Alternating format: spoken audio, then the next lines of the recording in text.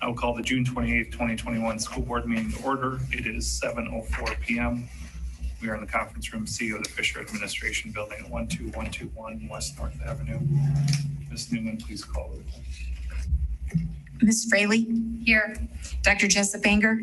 Here. Mr. Meyer? Here. Ms. Mufeld? Here. Mr. Phillips? Here. Mr. Rowland? Here. Mr. Doman? Here. We'll move into public comment on non-agenda items. Members of the Wauwatosa School Board value the input of students, parents, staff members, and community members. The board's regularly scheduled meetings provide an opportunity for opinions and concerns to be expressed publicly. The board values all comments and will respectfully consider this input in decision-making. The board requests that individuals limit their comments on each item to 3 minutes. Following any comment, an individual board member may respond to the issue raised. However, it is not the intent of the public comment portion of the agenda for the board to enter into debate with members of the community. Because non-agenda items are not publicly posted in advance, no action will be taken on public comment regarding non-agenda items. Are there any members of the public that would like to speak on non-agenda items in the room? Please, you come forward and state your name and address for the mic. I have a question. This isn't my comment yet. So my question was, when I looked at the agenda at home, it seemed that there was a public comment for school board compensation discussion. Are you still going to have a public comment after that discussion? Yeah, we will follow the agenda. Okay, because that was just not here from this printout. Thank you. Sure. Any other comments from in the room? Jamie, anybody online? There are no hands raised. We move into the consent agenda portion of the meeting. Are there any items on the consent agenda which board members would like to remove for separate discussion and action?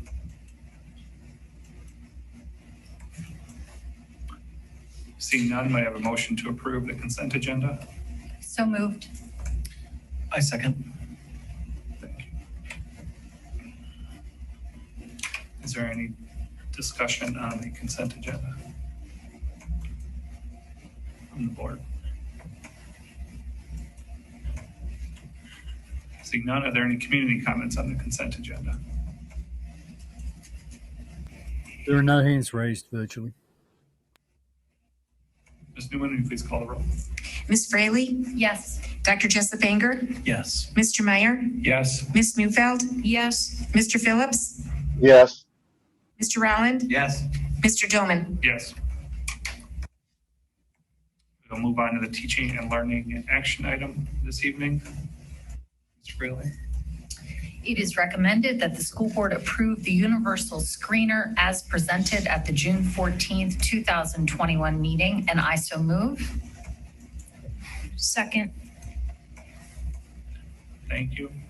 Is there any board discussion on this item?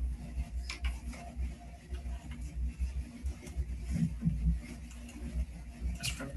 No discussion. I just wanted to say a thank you to Michelle Anderson for following up with the materials with answers to our questions about specifically how STAR works their test items and passages specific to bias and whatnot. So thanks for getting back to us. Thanks for the presentation last time. It was very well informed. Mr. Rowland? Thank you. I would agree. My only follow-up is if we could somehow through the superintendent or somebody just have an update on like how the rollout is going to go out. I think that's the only piece that hasn't been like specifically shared, right?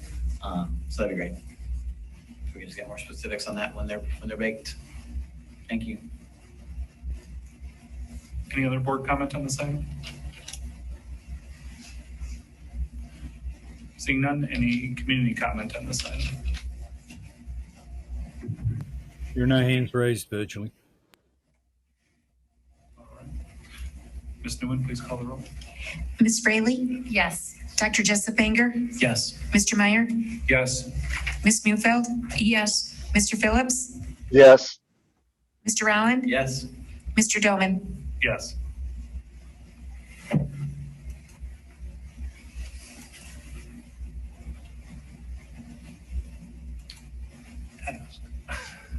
Our next action item is a school board representative report from our Black Student Union. Are they online yet? I can't see the full gallery. Yes. Fantastic. Please introduce yourself, and we look forward to hearing from you. So go ahead.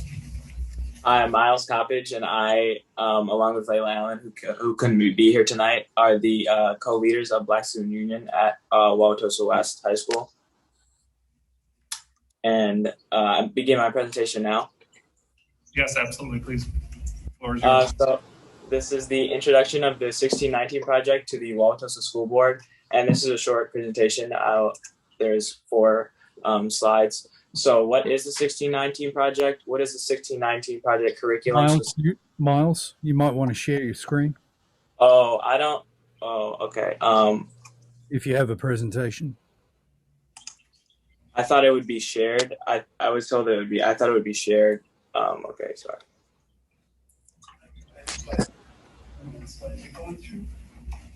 Miles, we might be able to get it loaded here in the room if you just want to give us a moment.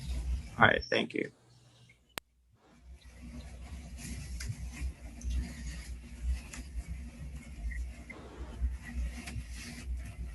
I can also share the presentation if needed.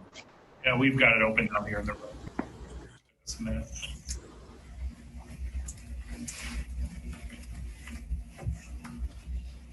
Just give us one moment.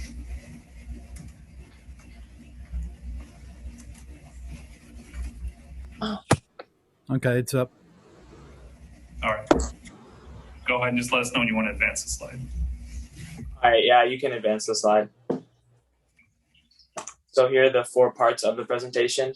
So explaining what is the 1619 project, what is the 1619 project curriculum, why is the 1619 project or something like it important to teach in schools, and what are we specifically asking the board to do. You can advance. So the 1619 project is an ongoing journalism project originally published in the New York Times in 2019, and its main goal is that it aims to reframe the country's history by placing the consequences of slavery and the contributions of Black Americans at the very center of the United States national narrative. And it was published in 2019 to honor the 400-year anniversary of the first slaves arriving in Point Comfort, Virginia. Its original edition is a combination of 10 essays, a photo essay, and a collection of poems and fiction works. So here's some additional information on the project. After its original publication, there was some criticism as nothing is perfect and nothing that attempts to do something this grand could be perfect. There was criticism from several historians on certain aspects of the project's content. Certain revisions were made to address these issues, but the editor-in-chief of Jake Silverstein responded and declined to issue large-scale revisions to their complaints, backing it up with the New York Times and his own specific historical evidence. And the main complaint was with one point made in the project that was that colonists fought the American Revolution to preserve the institution of slavery. And so apart from this, the project received much praise, such as Leslie M. Harris, who's one of the contributors to the project, who said it was a much-needed corrective to the blindly celebratory histories.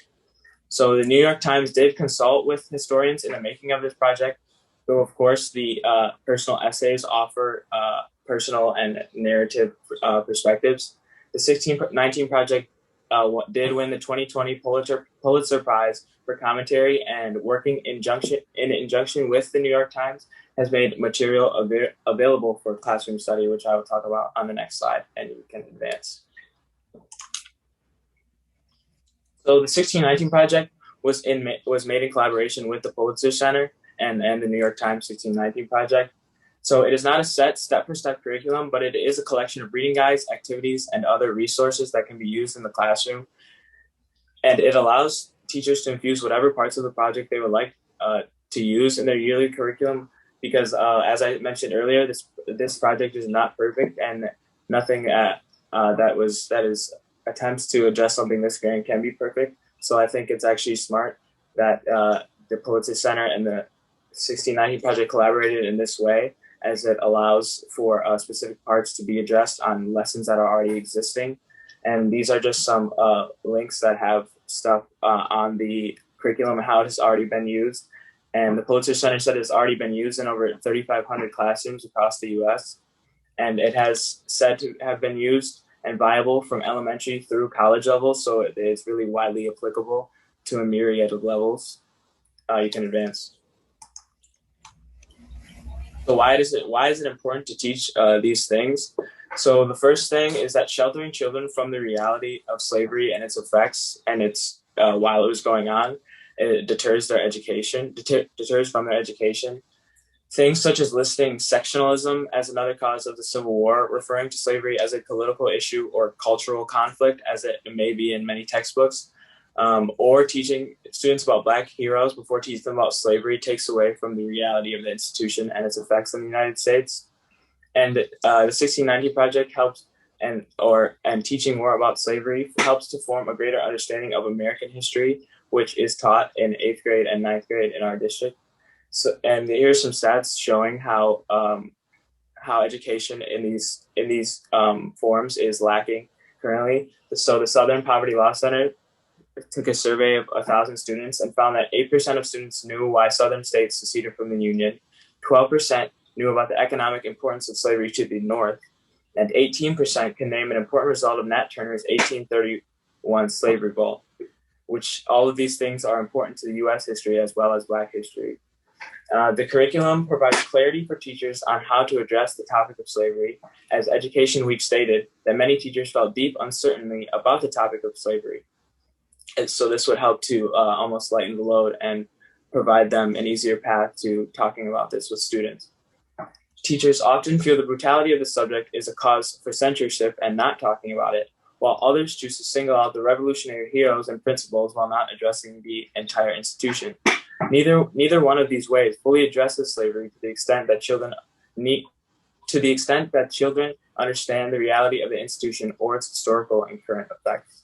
You can advance to the final slide.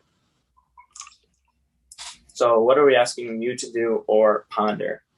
I would ask you, Tosa West Black Student Union would ask you to consider introducing the curriculum to U.S. history and 6 through 12 English classrooms, or allowing teachers to implement the curriculum into the current learning. So the state of Wisconsin in its constitution provides that students have a right to sound-based education. And we believe that it is imperative that students learn the totality of our country's history, so every student is empowered to be a part of its future.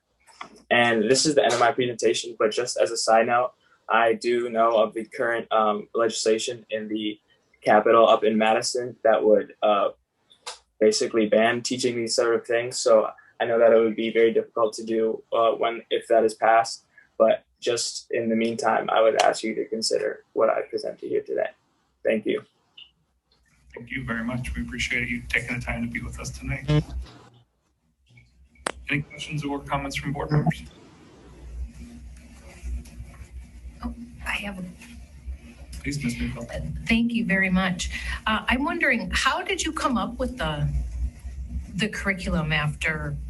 I mean, I know that students are having many great conversations, and I'm just wondering, can you help me understand that place and how the recommendation came forward for this particular curriculum?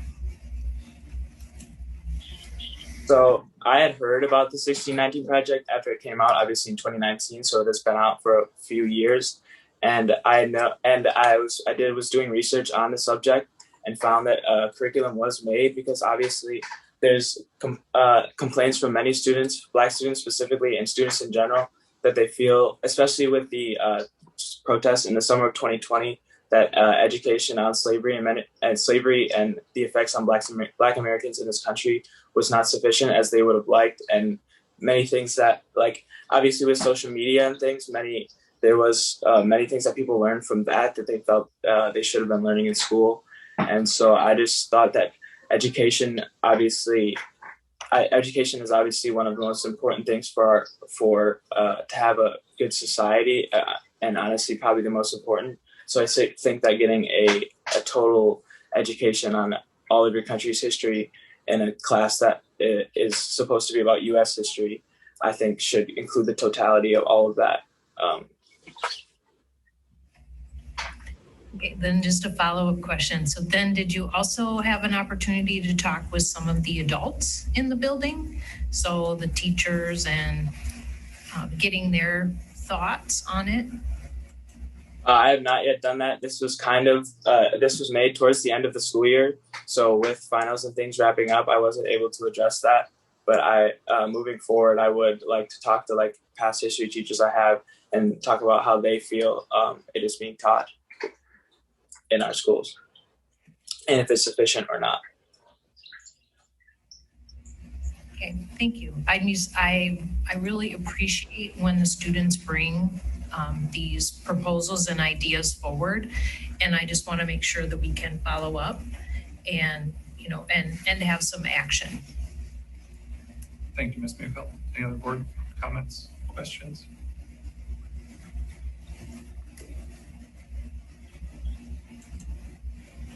Well, I just wanted to thank you very much for joining us tonight. Really appreciated the presentation. And as always, our school students represent us quite well. And thank you for bringing this forward to us to discuss and to consider. Are there any community comments on this item?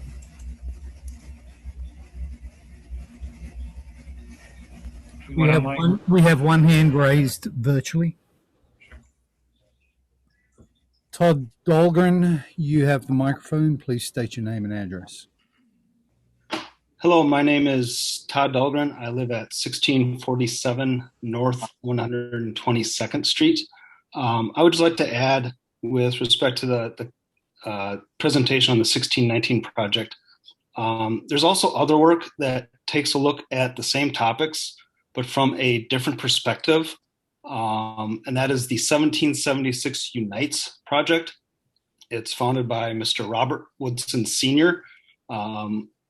A book was also recently published by that organization called Red, White, and Black that includes a series of essays by an ethnically diverse body of authors that offers commentary and insight on the history of our country and a different perspective than that which is provided by the 1619 project. And I would hope that if the board and administration were to consider the 1619 project as curriculum, they would also consider a differing viewpoint on those issues from the 1776 Unites project. Thank you. Any other online comments, Jamie? No, that's it. Oh, wait. Yes, no, we do now. Katie Yunt. You have the microphone. Please state your name and address. This is Katie Wilkes. I'm a teacher at Underwood. And actually, I was Miles' 5th grade teacher, so more of a proud teacher moment. Nice job, Miles. Thank you, Ms. Wilkes. Any other online comments, Jamie? No, there are no more hands raised. Great. Thank you again for joining us tonight and for the presentation. Greatly appreciated. Hope you enjoy your summer. Thank you. Thank you.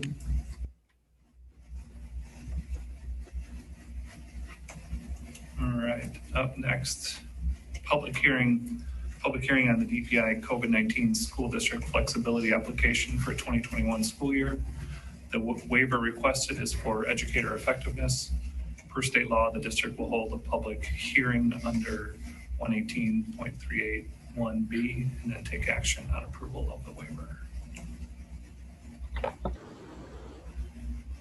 So this request is pretty straightforward. It's a continuation of the waiver that was requested and approved for last year.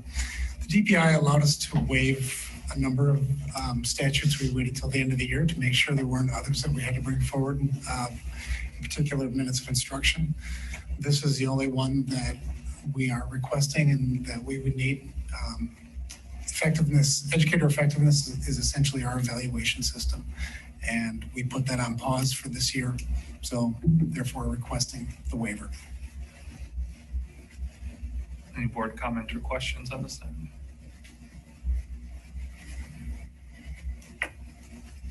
I have a question. Is there anything less formal being done in lieu of this formal process in terms of educator effectiveness, professional development, any of that you can speak to?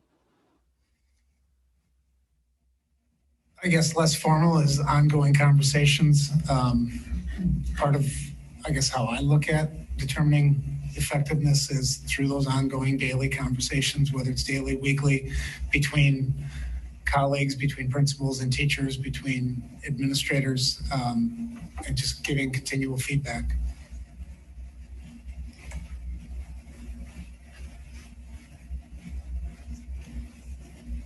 Is there a community comment on this as it's a public hearing? There are no hands raised virtually.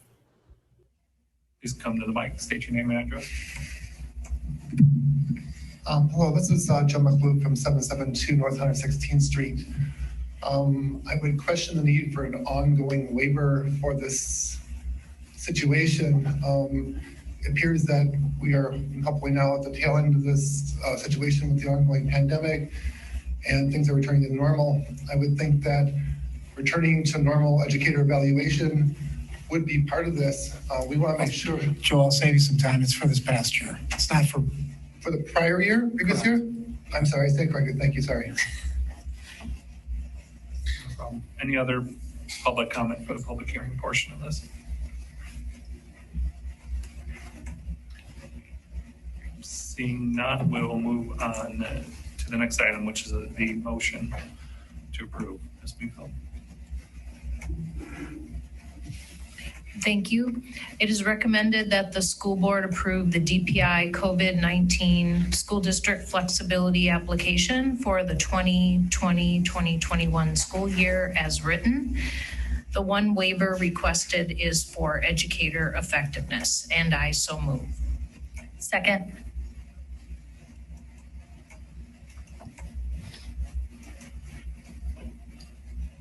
Ms. Newman, please call the roll. Ms. Fraley? Yes. Dr. Jessup Banger? Yes. Mr. Meyer? Yes. Ms. Mufeld? Yes. Mr. Phillips? Yes. Mr. Rowland? Yes. Mr. Doman? Yes. All right, that will take us to our human resources report, the staffing report from Ms. Cruz-Parent.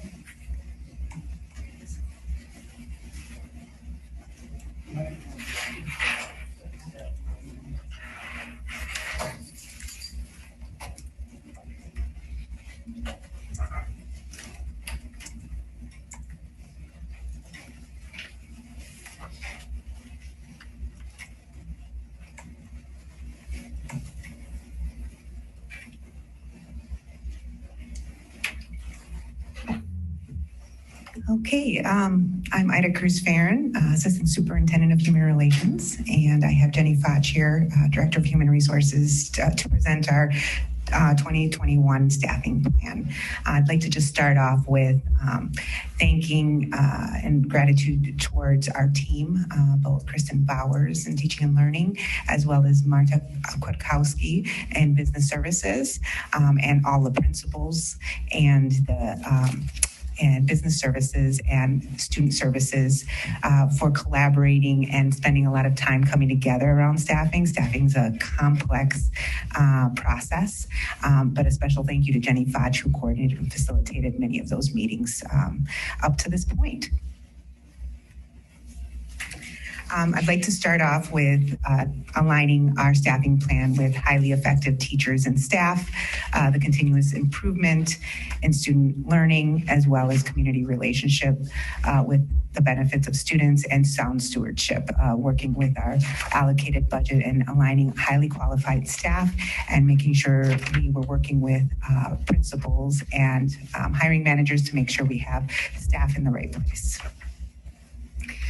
General overview of our staffing plan considers our AVID expansion at our elementary, middle school, and continuation in our high school, along with hiring on AVID tutors, as well as an increase in our middle school counseling at 0.5 FTE at each middle school, and the reduction of staff due to enrollment, program closures, and an increase in data and reporting and technology support with the movement to our one-to-one devices for students, and also building and ground shifts and the shifts in categorization. So that's just a general overview. When looking at the staffing plan, we look at the staffing in two groups. One is focused on the teacher group, which includes elementary regular classroom teachers. And when we think about FTE, we look at one FTE as a full-time teacher. We look at elementary specialists, which are categorized by gym, music, art, FIED, and Spanish. We look at our elementary student services, which support our IEP services. And then we look at secondary, and we'll talk a little bit more detail on how we get our formulaic FTEs, again, student services, and then how we support our programs with highly qualified teachers under the undefined category, and then district level, the student services department at the district level, student learning department, and other programs that include our county programs. And then we look at other employee groups, which are defined as administrators, our select employees, educational assistants, which include regular education, special ed, administrative assistants, building and grounds, and food service employees. When we look at the most updated staffing chart, you can see where we are in the differences and the highlights. So when we look at the entire staffing chart, you can see that our professional staff is down by 15.27 FTE, which include the closing in the county programs, which include enrollment at the middle school, and also our non-teaching staff is down by negative 582, which are representative of administrators and changing the categories within those administrators to select employees, as well as retirements and food service. But we'll talk at detail once we get to each chart. At the elementary, there was very little movement as it's really dictated based on enrollment, and we're able to fill our enrollment with our residents and open enrollment. What we did see, and we've already kind of changed based on enrollment and sections as we get a weekly update from student services. We have, at this point, we had elementary schools down in enrollment by 1.5 FTE teachers, which was one section of SK at Wilson and one section of JK. So as I kind of mentioned, this is a fluid process based on student enrollment. So is that student enrollment based on this year to last year? Yeah, and we get like a weekly update where we are with enrollment. So then we're saying enrollment is down from last year? Yes. Do you mean last year as in this current year? Yes, that's right. Enrollment is not down from this current year. That's what I think we need to Oh, okay. But the section SK is down, but even as of when we prepared this report, so I think the last update was June 8th, we've already added back a section of JK at this point with increased enrollment. Is our enrollment so far to date from where we stand right now compared to our most recent school year? Correct. Actually up. Yes, and it's rolling in on a weekly basis. Thank you. I just want to make sure that was clear. So No, thank you. I had, may I, Mr. Doman? Just I'm always watching the high school resident enrollment as to whether we gain students from 8th grade to 9th grade. And typically we gain quite a number of students in that transition. And it seems that has been weakening in the past 3-4 years. It's not a certainty that it's been weakening, but it just doesn't seem as strong as it was. And we need to keep an eye on that we continue to attract newcomers to our district at the beginning of 9th grade. Thank you.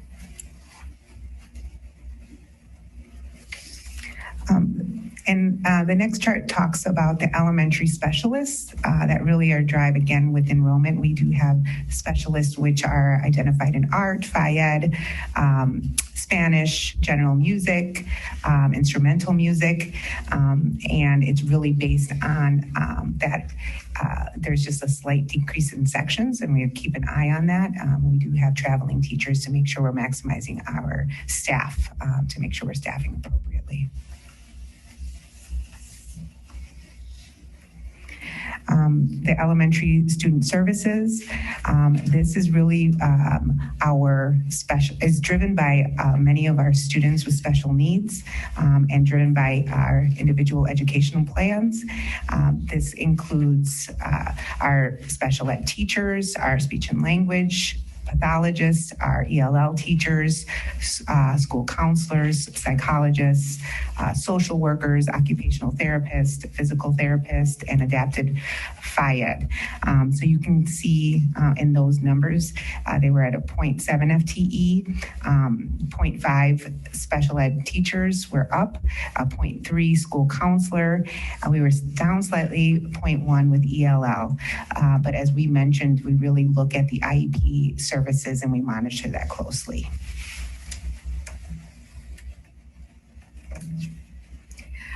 Next is the middle school formula FTE, and that is really driven by a formula that we use to determine based on number of students, number of courses a student takes, number of students per class, number of classes a teacher teaches.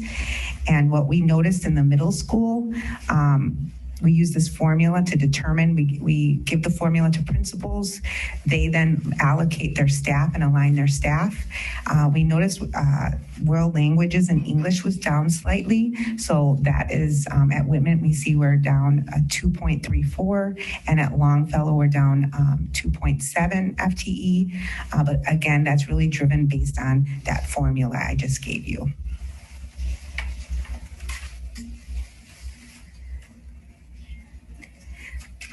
Again, the same thing with the formula at the high school.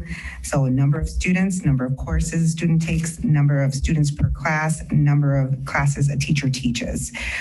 So it is similar. At the high school level, we're down 3.37. It's driven by the course requests and numbers.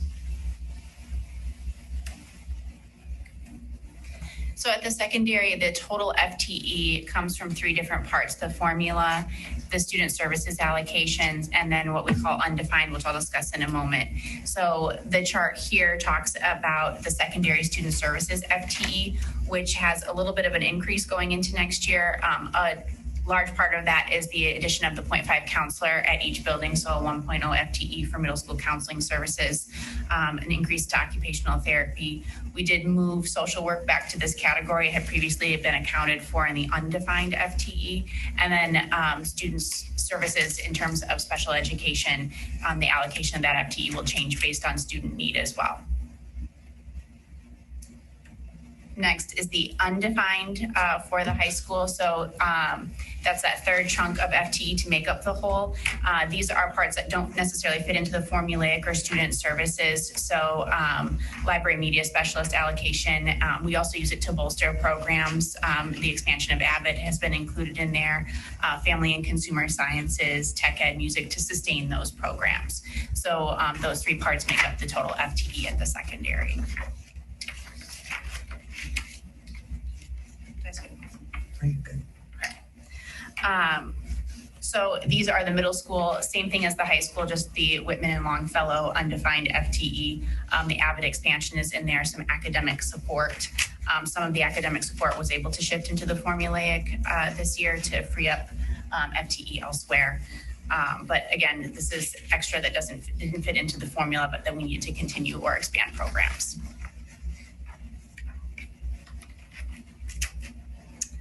And then we have district level FTE dedicated for student services. So that includes our diagnosticians, our 18 to 21 program teachers, which we did increase by 1 FTE going into next year due to student enrollment and needs there in that program. And then you'll notice the teacher of the hearing impaired moved from part-time to full-time based on student need as well.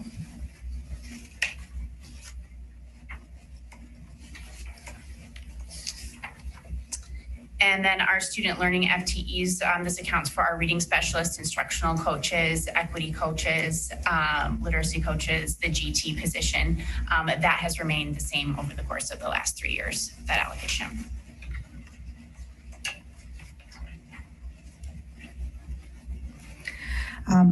Chart 10 talks about our other programs, or what we refer to as county programs. You can see it's dictated, the overall reduction was 6.2. At Children's, the reduction of 2 staff, just based on the need and programming at the Children's Hospital. Velar Phillips was reduced enrollment by 2. This was really based on the Juvenile Detention Alternative Initiative, looking at staff ratios. Our staff ratio that we were currently functioning under was 4 students to 1 adult, and the recommendation in going through that, it was believed to be 8 to 1. As I had mentioned, Plank Road was an absorption when that program closed, was an absorption at that time, thinking we would increase enrollment. In many ways, we're happy to decrease enrollment at our adjudicated youth, but we wanted to make sure we were being fiscally responsible and aligning the staff based on those staff ratios. River Hills also closed, which was a reduction of 2.10. So the process was to work with the administrators of the county programs and our certified staff to really be able to move staff into our district and look at the needs and certifications.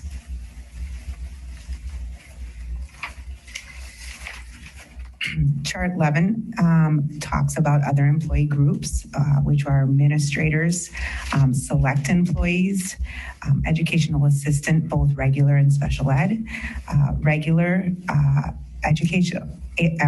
ed assistants, special ed assistants, those broken down separately, and then admin assistants, building and grounds, and food service. So the change in difference is we're down to administrators. The director of B&G moved to the select. Actually, we moved that position to select. We would not be replacing the plant maintenance and operations due to a lot of that work was referendum work. So that was transitioned. At the AP position at the county program was not replaced this last year. Then when we looked at select groups, created 2 positions. Technology has a data specialist position, which is 1 FTE. And then we reclassified an admin assistant to support in a select position, the assessment and state reporting specialist, because of the data needs. And then also we increased 0.5 FTE nursing. And then educational assistant group decreases just based on enrollment and needs. And then the food service there are 2 retirements, and I think this week a 3rd retirement, but then Sodexo hires those staff on.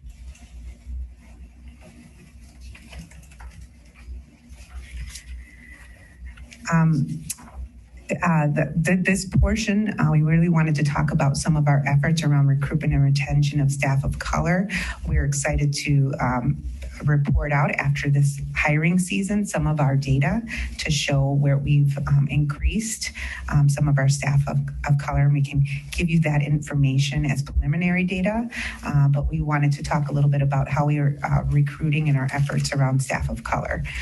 We have teacher ambassadors supporting our recruitment efforts to diversify and network. We had a virtual recruitment fair that was over 70 candidates came, and we were able to get some high potential prospects and hires from that actual recruitment fair. We also made sure to network with Handshake, which is focused around HBCU recruitment fairs, as well as Oshkosh, UW, Milwaukee, and some others that were and diverse in nature. We also are focused with our Future Teachers program, and really are looking at pipeline development to really gauge some of our current high schoolers that are interested in teaching and come up with strategies to bring them back. And one of the things is looking at student teaching placements, especially in colleges that have a much more diverse student body, as well as this year we're piloting the Wisconsin Intern Program, which is a DPI grant, to bring in interns that would be paid for by DPI and shared with us, and with a focus of students of color.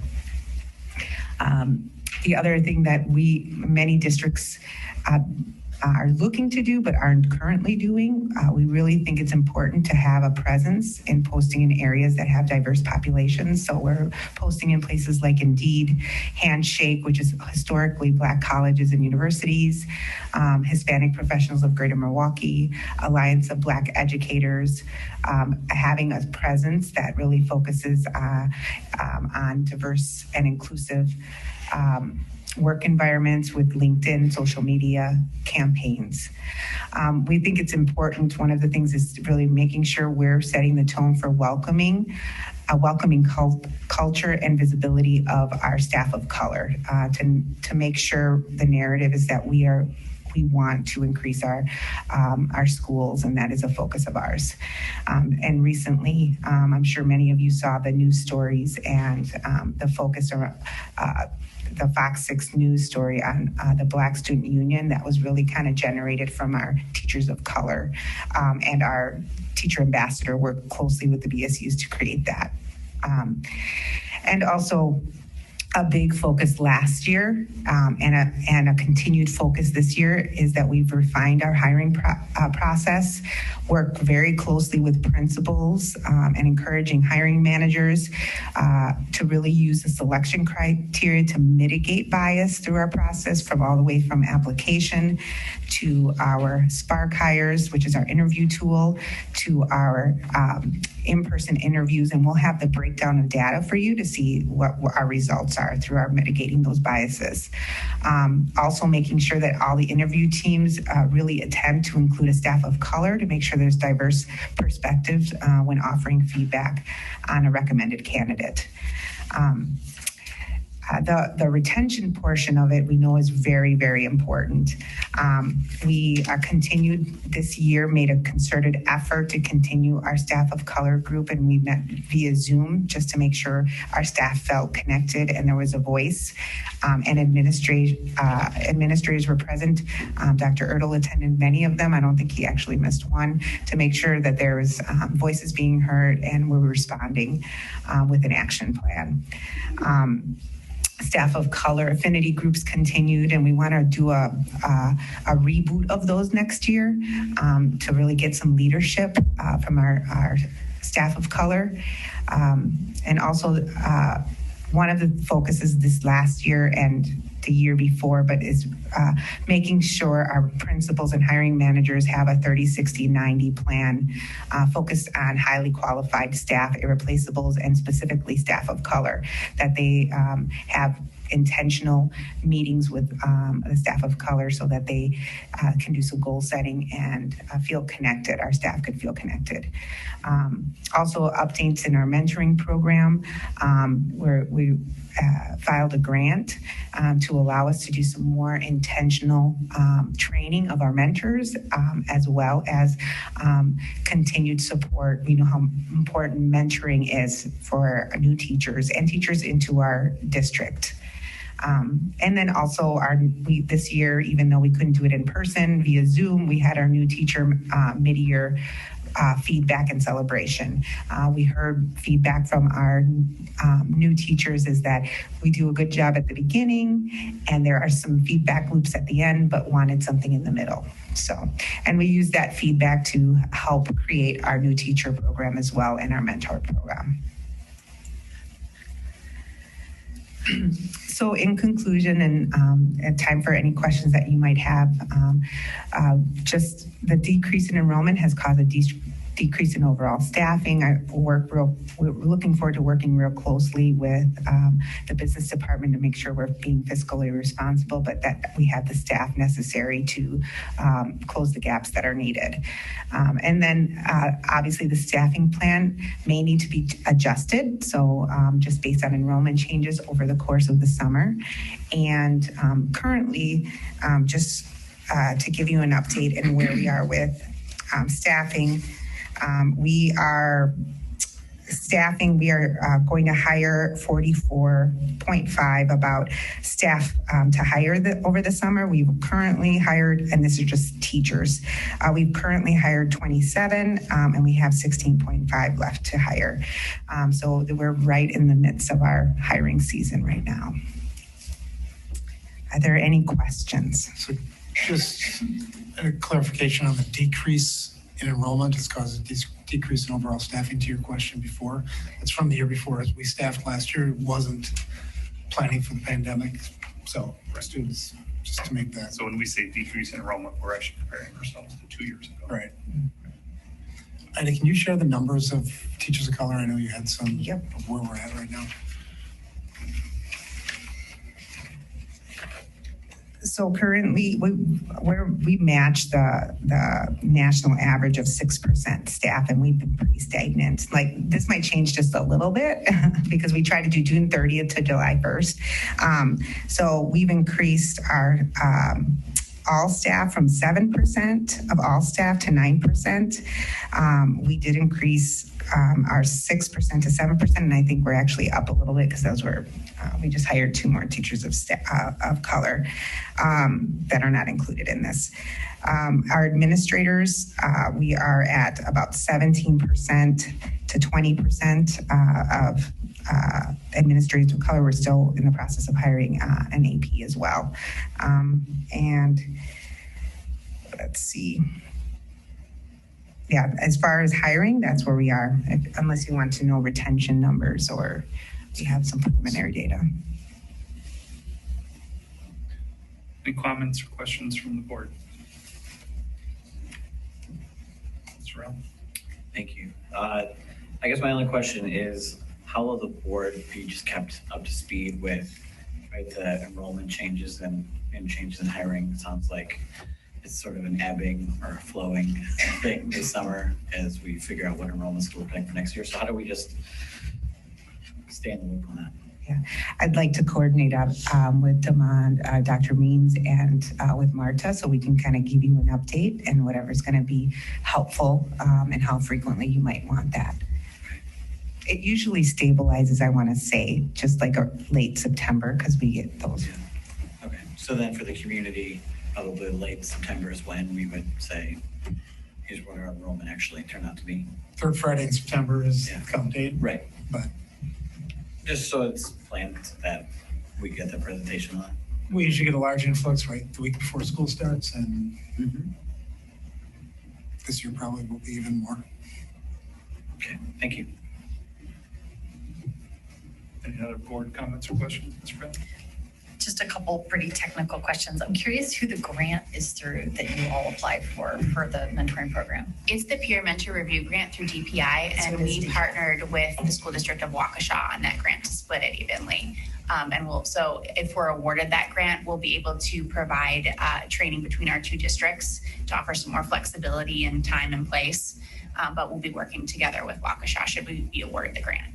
That's great. I love the collaborative nature of that. And then my other question, similar to Mr. Rowland, I'm curious in terms of last year, or not last year, year before, do you have like a week to week or month to month enrollment? Like we expect that we'll get a 6% increase in enrollment in June, and we'll see that go down a little to 4% in July. And then we see, Dr. Ertl, to your point, the big bump comes in August. Like, are we looking at like short-term benchmarks for that enrollment to see if they're staying true even despite, COVID?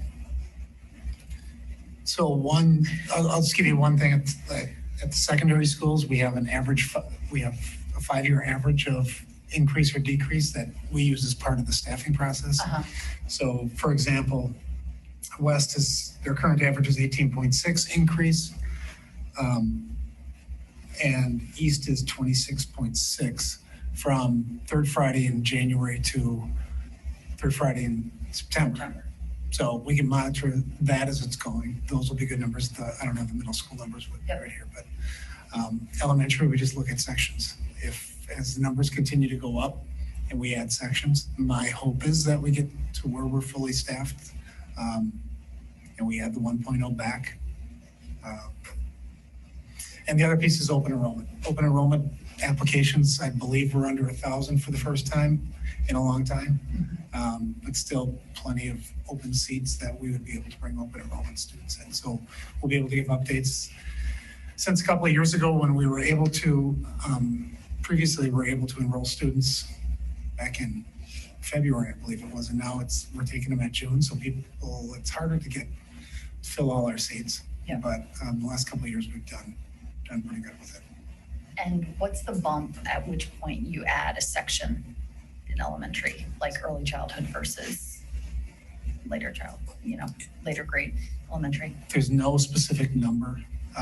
It's really looking at the needs of the class. So in discussions, JK obviously is the most difficult because you're almost number driven then because you don't know the needs of the students. But the rest of them, you really look at and analyze the needs of the students, the building space, all those components that play into it. And then conversations with principals. I think our average, I'm not sure if anybody here knows our average elementary, last time we checked was about 22. So, but we have classes from probably 16 all the way to 26, 27. Yeah. No, I'm glad to hear us talk about the focus of the student composition of a class, because depending on the number of kids with special needs, depending on, how big the room is, that matters. Yeah, and unfortunately, that's not the way most people look at it. It's numbers. As a parent, you want small class sizes because that theoretically equals better learning, and that's not always the case, but the number of students in a classroom is a consideration. So. No, I'm happy we're giving some autonomy to that kind of decision making, especially at the elementary level. And just to clarify, when we talk about open enrollment, we're talking about at the elementary level, right? As far as students that we take in. Mainly at the early elementary grades, but all the way up through 5th grade. Open enrollment in middle school and high school would just be students who had left the district and are still. Yeah, they go tuition waiver and then would convert to open enrollment, but we don't add new open enrollment students. Clear for the public. Any other board comments or questions? Ms. Mayfield. Yes, thank you. I'm just trying to follow along with the bigger buckets that, we're shifting staff. And I wanted to understand, I just wanted to make sure that I'm checking myself. So the counselors are an increase for middle school. That's a real positive change. The county grounds is a decrease because of program changes. So those are the easy ones. Now, special education and AVID. This is where I'm not sure what we're doing. So for AVID, is it an add? Is it a shift? Is it how exactly are we running with that? And then regarding special education, I know the numbers fluctuated because of students, but I'm just wondering, how that is working. And Ms. Bowers, you can step in if need be, but the AVID is an add to support the programming at the middle school level. So that is an add. We had already put in last year some support at the high school level. And as far as the special ed population, that's really driven around the IEPs and the needs of the IEP and based on minutes, support, and instruction. Was that it? Mm-hmm. I think so. I mean, yeah, we're just kind of looking at our current structure. I'm just wondering based on the things we've been hearing, how it's going. But I know that last year was difficult. So I'm just trying to figure out the relation. So I mean, and how is Avid working with the elementary? Is Avid working well? We haven't started Avid at the elementary.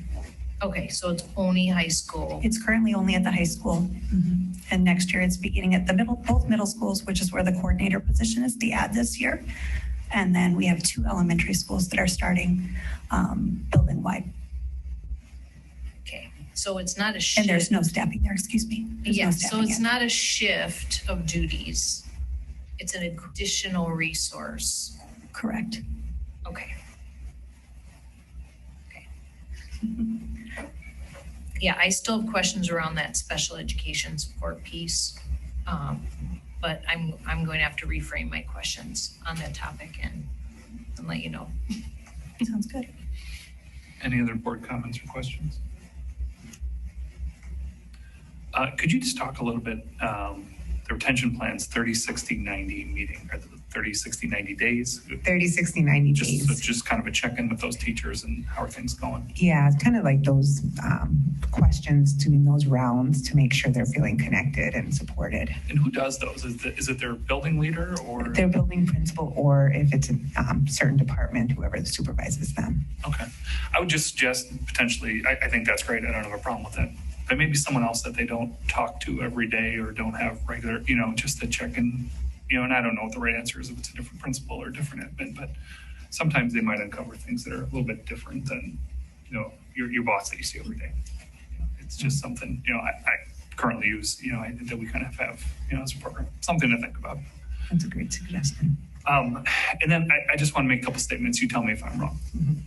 Around hiring our staff of color, because I've seen some things. I think there's some misconceptions out there. When we say we're putting an emphasis on hiring staff of color, that in no way means that we are lowering the standard or lowering the bar of teachers we're going to hire. It doesn't mean that we're only hiring staff of color or that they're getting preferential treatment in the hiring process. In fact, it would mean that we're widening our net and potentially getting more candidates, which would then mean we have a stronger pool to pick from. Anything I said there that you would say is wrong or incorrect? You're right on. Thank you. I want to just emphasize the point about the pool. Those have been the discussions we've had repeatedly, is we need to increase the size of our pool. Right. In fact, if we are in our recruitment process not getting teachers of color, we're actually lowering our pool, shrinking our pool, which means we're actually not getting the best candidates, potentially, right? Probably better if we say recruitment of staff of color. Maybe that would reframe things properly. But yeah, our hiring process is based on a selection criteria and a process that we have in place. There's not preferential treatment given to any one person. Right. And things like making sure that we don't have bias in the hiring process and things like that are not to give somebody preferential treatment, but to actually eliminate barriers that we understand that we probably had in the past and maybe have now, but we're working to improve that. Correct. Thank you. Any other board comments or questions? All right. Any community comment on this item? There are no hands raised virtually. Seeing none, thank you very much for your time. We appreciate it. Thank you.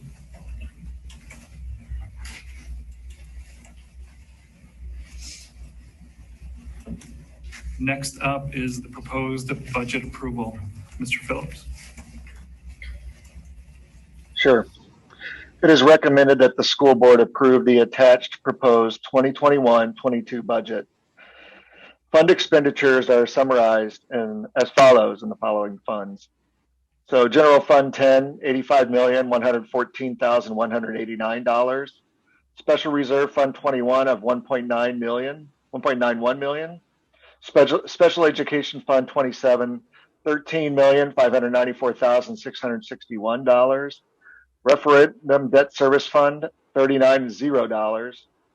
Capital Expansion Fund 41 of $2.2 million. Capital Improvement Fund 49 bonds, $19,571,560. Food Services Fund 50, $2.327,547. Recreation Department Fund 80, $2,443,125. which equals total expenditures, all funds, of $127,161,082, less the operating funds transfer from Fund 10 of $7,406,732. Total net expenditures of all funds, $119,754,350. The 2021 budget will be adjusted again in October once we have final enrollment, state aid final, and state revenue cap figures available. So the tax levy will be set at that time, and I so move. Second. Thank you, Mr. Allen. Any board comments or questions on this item as we had our public hearing at our last meeting around this? I do have comment. I do not support this budget for the reasons I will now state. A recent student learning presentation indicated outcomes that were not favorable. In English language arts, there was speculation by staff that it had something to do with grading for learning, but there wasn't a certainty with respect to that. I'm not a supporter of zero-based budgeting, but I do believe that when we budget, that things should justify themselves. And given our outcomes, I believe we need to engage as a board, engage in a process of affirming that our choices are effective. I completely support our funding for equity activities. I think we should examine whether our particular strategies are working as much as we would like, and whether other equity-based strategies would work better. I did vote to support Avid in early February. I now believe that vote was a mistake. I'm not satisfied with the bidding process, and I'm not satisfied with, at least, and there wasn't an appearance that there was sufficient proposals for my liking from minority-owned operations and entities. And also, this is a deficit budget. And given that, I do think the board should take on an effort to spend time to examine what we can do to get our spending aligned with our income. Now, things may change by October, but for right now, I think it's important that someone speak to this and say that there's work that needs to be done. Thank you. Thank you, Mr. Mayor. Any other board comments or questions? Ms. Red. I will support this budget, but I do want to second a couple things that Mr. Meyer said, and I've had these conversations with Ms. Kwiatkowski. I do not like voting for a budget that it has deficit spending, and I know that we've had to do that the last couple of years. I also know that as a school district, we need to keep running, and we need to recognize the work that's being done. And as someone who, when I ran for the board, really thought like that there was going to be money that you could figure out, like I really did when I ran for the board, thought that there was going to be something that I could find that we could, cut or spend more wisely. And I will just say, from a professional capacity, the Wisconsin education school funding formula is really flawed, and it does not actually support what our students need. And so while I am not in love with voting for a budget that has this kind of deficit, and I think there is work, to Mr. Meyer's point, that will need to be done. We know this for a fact. Until we get a number, we can't actually set a real budget. The way I explained it to my kids the other day as they were hearing me rant is that it would be like me saying to my oldest child, you need to go get an apartment in Chicago. but I can't tell you what your salary is going to be. And you don't know where you're going to work. So you don't know what the distance is going to be or what it's going to cost you to get to work. But we do know that you need this, and this. And their response was, well, how can I do that? And I said, that's why I'm so frustrated. So I understand a lot of your frustrations, Mr. Meyer. I really appreciate that. And I want nothing more than to see us put money to the places where kids are going to benefit from it, where our teachers are going to feel that we are recognizing the unbelievable effort that they put into this work. And I also know we need to have a budget by a certain date so that we can move forward with paying the bills. So the system is flawed, the calendar is flawed, the funding formula is flawed, and yet we still have to vote on a budget. So I felt like I just needed to say my piece here because the way that we do this is just so wrong. Thank you. Any other board comments, questions? Mr. Ryan? Thank you. Yeah, just to tack on, I guess what I would agree that I'm comfortable with passing it tonight and just like having a stake in the ground, but it is built on some assumptions that based on what we've been reading in the news, may or will not come to pass. So I just think that we as a group need to be better educated as to if there's not a per pupil increase to the revenue capper and funding, like where would we pull those dollars? And to Mr. Meyer's question, if we're trying to get closer to a non-deficit budget, where would we, like, I don't know, I think we are prepared, or at least I'll be prepared to have a tough conversation about that. Just what would we even do? And then we can put it on paper and say, and maybe we'll just say that, no, that's too much, that's too difficult, that's too painful. And then, we choose accordingly, but at least we've had the conversation, we can choose rather than just sort of going with the flow. So yeah, I guess I'm comfortable with voting for this with the sense that we'll have continued maybe working in in-service conversations or whatever to understand based on different scenarios. We'll probably know relatively soon what happens with the state budget outside of vetoes, I guess, what this is going to end up being. So. Thank you. Any other board comments or questions? One final comment, if I may. It might very well be that the money is being spent in the right places.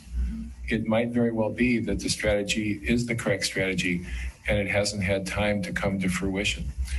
And it also might very well be that we do have to face some kind of cut and we need to affirm what strategies we're wanting to add or what strategies we're wanting to continue with and what proportion they should have in the face of a cutting or other difficult type of scenario. So there's no conclusions on my part other than that we have a lot of examination to do, as has been stated by other board members as well. Thank you. I agree with so many of the things that have been said. I would add, I'm incredibly disheartened that the great news that our state budget was in such strong financial footing, that money isn't being invested in schools, in public education.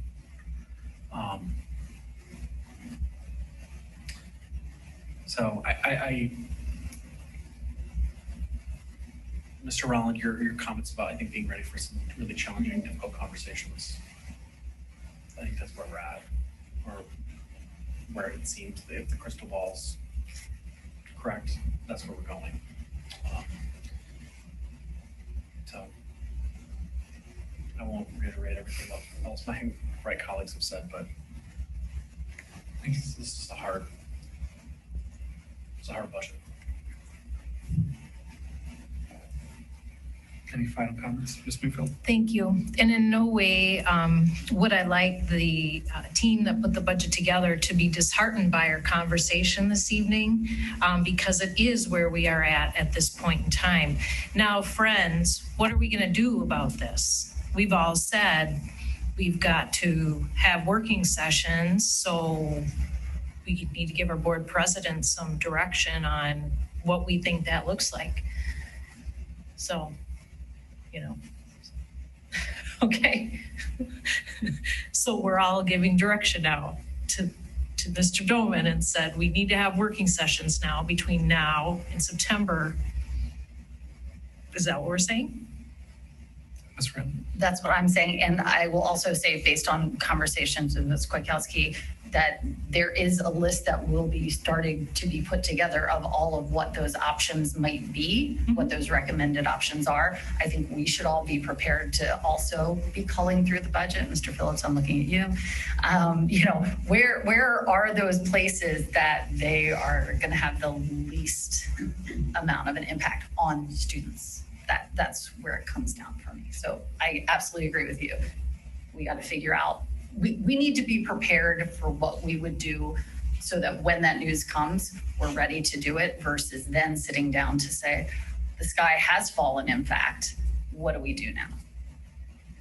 I just don't think we're at a place right now that we could do that in time for this vote, is the way I understood it. Yeah, I mean, this is not an unusual situation. Every year we have a gap, and I don't like the gap. No one likes the gap, and this is a point in time. So, but we do have to be mindful for planning and also plan for contingencies. And some years it's easier for us to do that. Some years it's harder.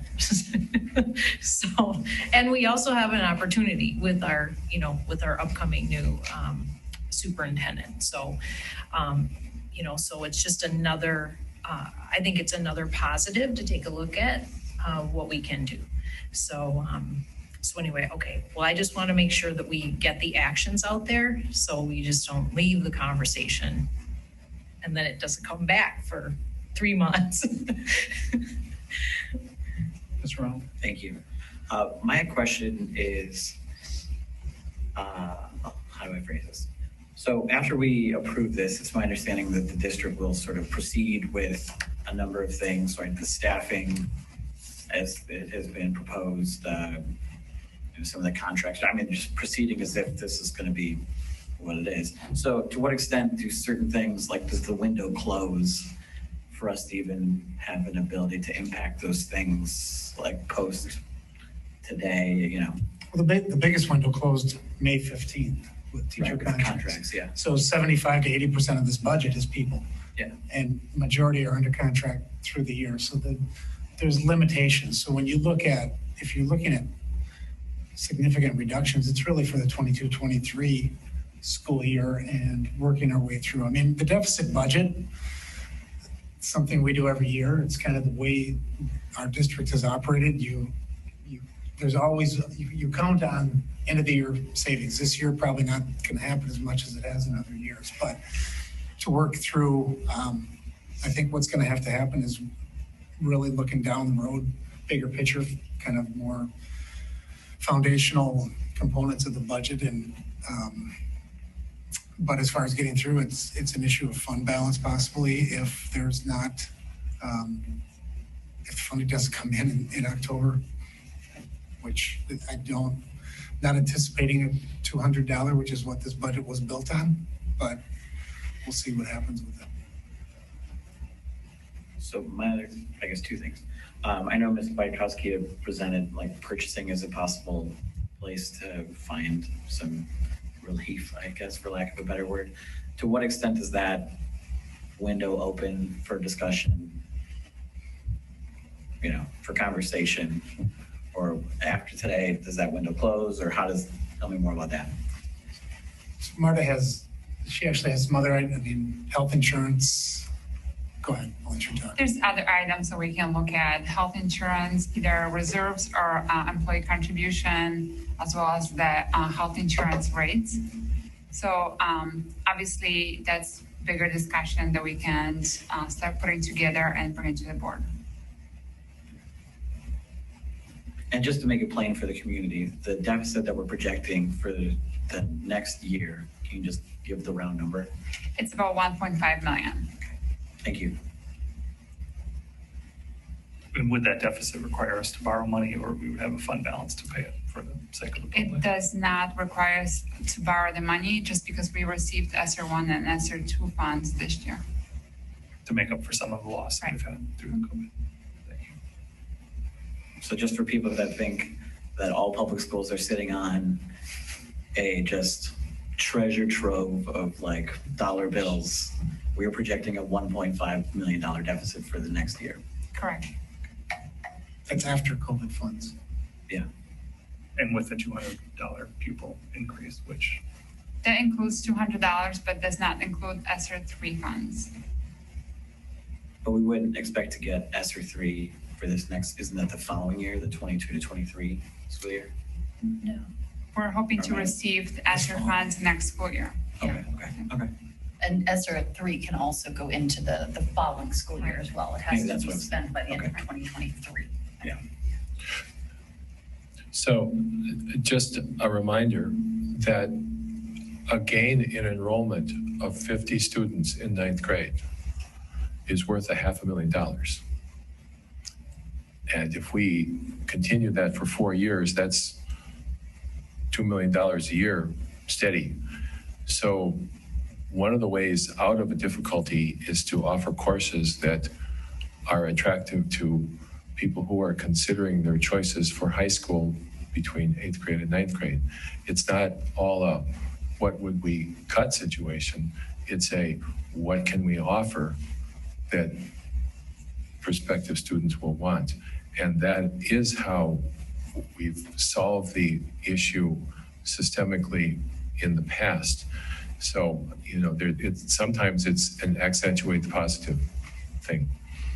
And I think we need to examine that as well over the next few months, that are there things we can do to make ourselves attractive as we have consistently been in the past. There's no reason we can't do that, to my thinking. Thanks. Any other board comments? Questions? All right. Any community comment on the proposed budget?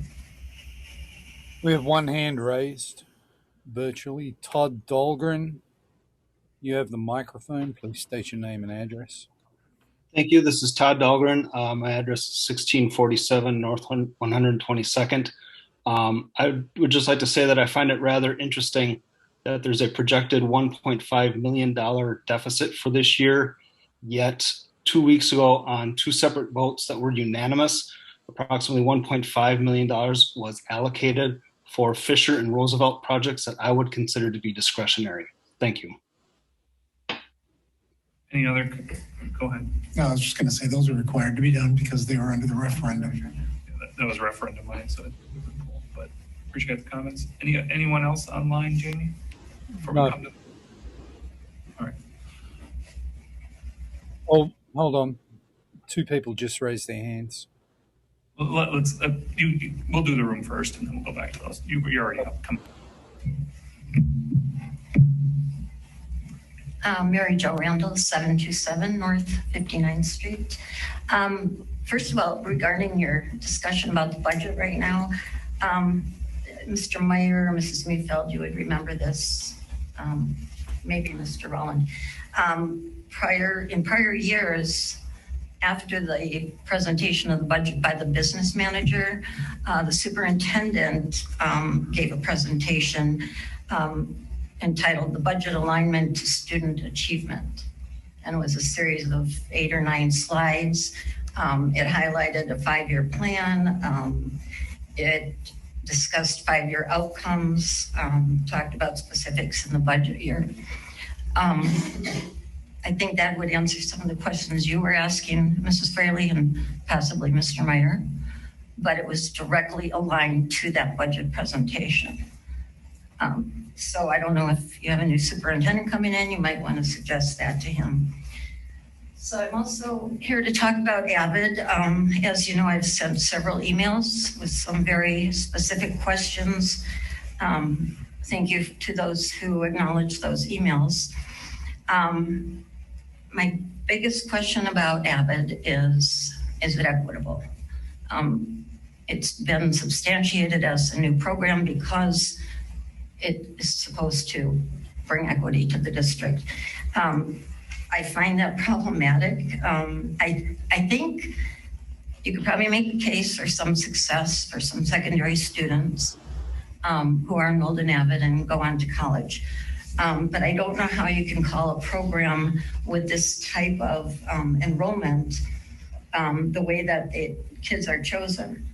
And this is from our district website.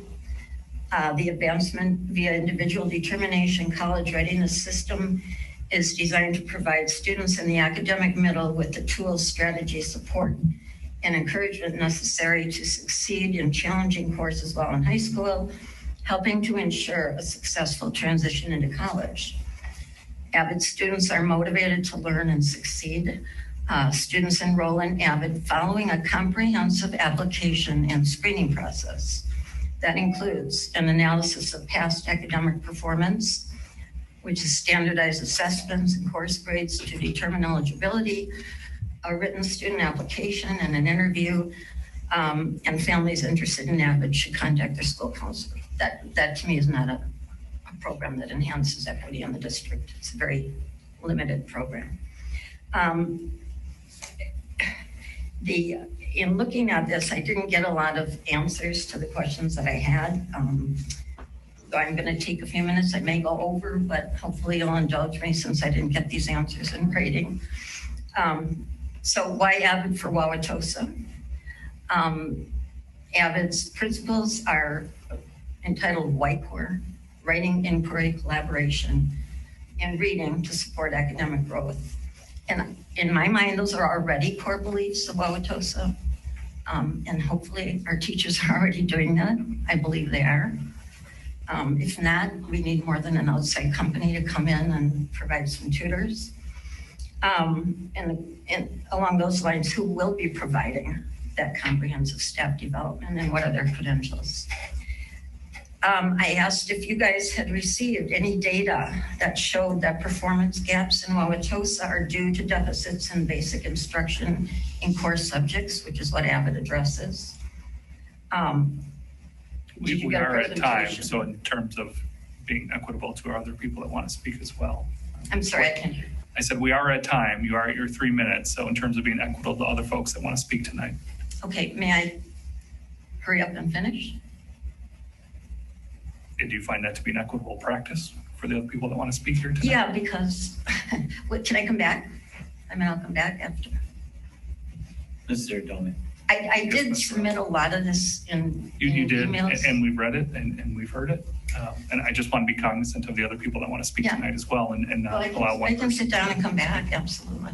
Well, we generally limit it to 3 minutes, but Mr. Allen, go ahead. Okay. Can I move to allot an additional 3 minutes? Second. Any discussion on the item? Ms. Newman? Ms. Fraley? Yes. Dr. Jessup Banger? Yes. Mr. Meyer? Yes. Ms. Neufeld? Yes. Mr. Phillips? Yes. Mr. Allen? Yes. Mr. Doman? No. Thank you. Go ahead. I will try to hurry here. This is all very important. It's kind of disheartening that I didn't hear from you guys, but at the same time, I think it's still important for the community to hear these questions and understand these. So as I was doing my own checking on this, I did find 3 board policies that seem to be in there, violations of these. Policy 2230, which is course guides, which are required to be kept online all the time, and they are. But one of the criteria was that it needs to list evaluation criteria, standards, and methods which will confirm the extent to which learning outcomes have been achieved. That doesn't exist in the course guides online. The adoption of courses study. Bullet point, the plan for its continuous assessment, which includes criteria and standards. I don't believe that exists. It's not accessible if it does. And lastly, the policy on purchasing. This contract was signed by the superintendent on December 23rd of 2020, and then brought to the board for approval on February 8th of 2021.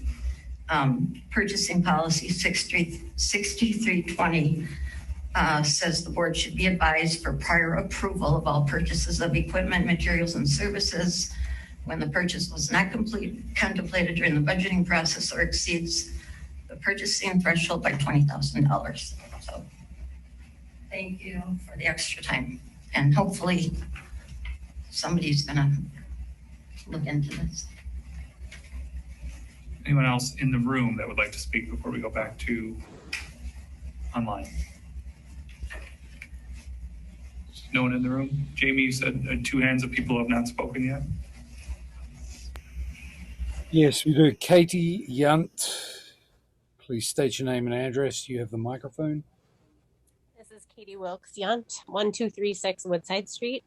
I am a teacher at Underwood Elementary, and I am the president of the Wauwatosa Education Association.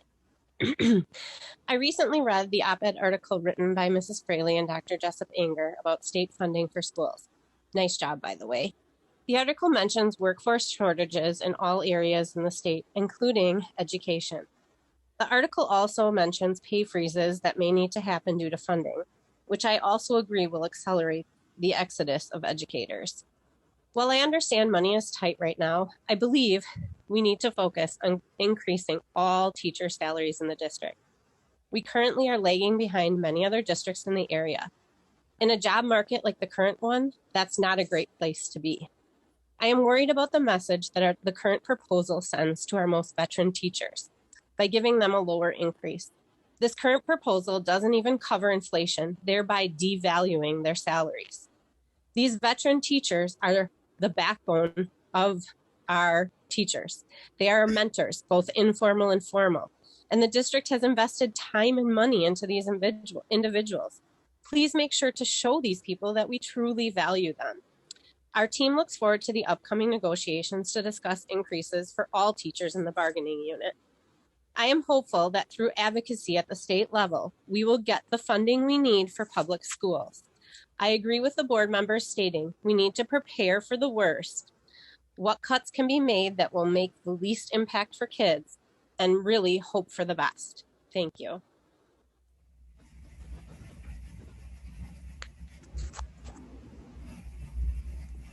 Is there anyone else online, Jamie? Yeah, sorry, I was muted. Next is Deb. Deb, you have the mic. Please state your name and address.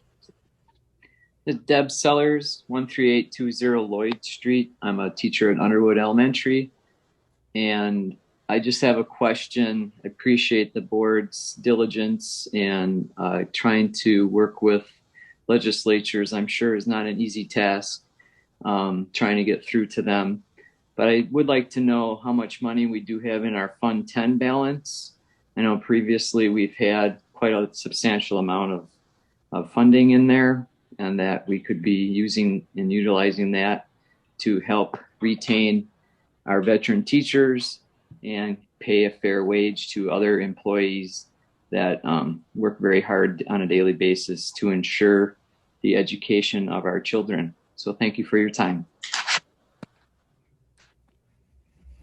Any other comments online, Jamie? No, there are no more hands raised. All right, we will move to a vote on this item. Ms. Newman, please call the roll. Ms. Fraley? Yes. Dr. Jessup Anger? Yes. Mr. Meyer? No. Ms. Neufeld? Yes. Mr. Phillips? Yes. Mr. Rowland? Yes. Mr. Doman? Yes. Next, business services action item. Dr. Jessup Anger. Dr. Jessup Anger, can I just, before you read the motion, I would recommend a change to the motion. And that would be actually what Katie Wilkes suggested.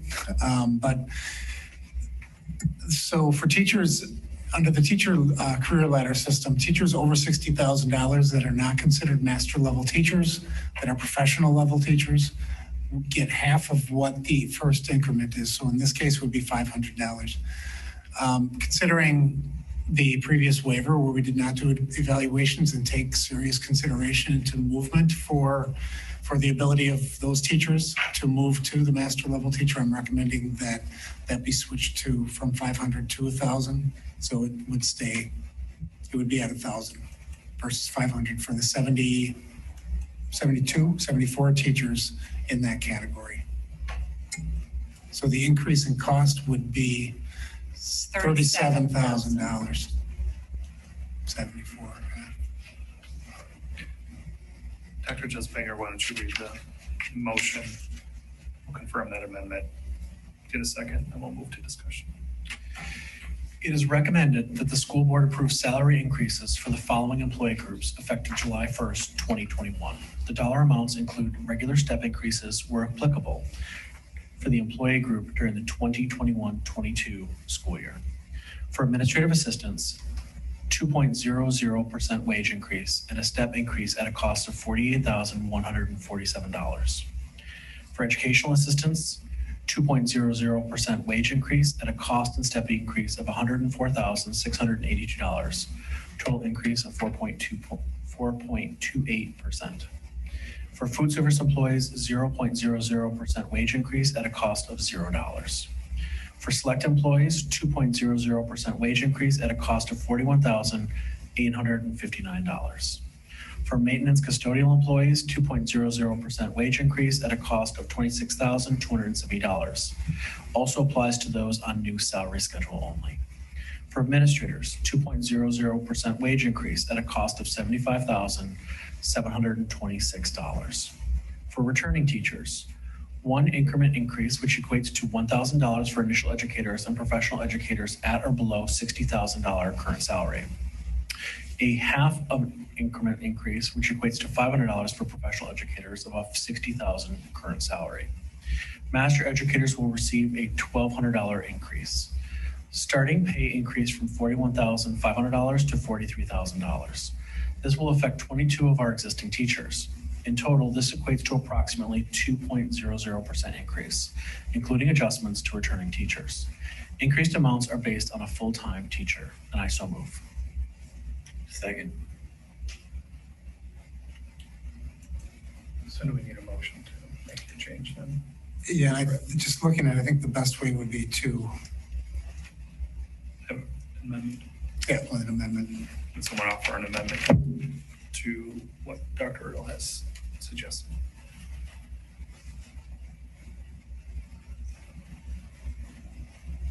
Okay. And we will have a discussion on what has been proposed. If anybody has any comments. Are you wanting to entertain the amendment right away? I thought we would make the amendment if we wanted to. If we don't, oh, then okay, we'll all move right, on to yeah, discussion. It sounded like there was no interest in making an amendment. Am I understanding the board correctly? Well, I don't know how. Okay, let's start over again. So Dr. Erdl has suggested making an amendment as he spoke about the moving from a half increment to a full increment, in my understanding. So from 500 to 1,000 for professional educators above 60,000 current salary. So I believe we would need an amendment to what Dr. Joseph Inger just read in order to make that happen. I'll move the amendment. I'll second the amendment. I'm no good at the amendment thing. That's why I kept my mouth shut. Right. So I just didn't know how to say it. Can I clarify what I think would resolve it in the wording? So after professional educators, at or below, so starting at, delete, all the way to the rest of the next sentence.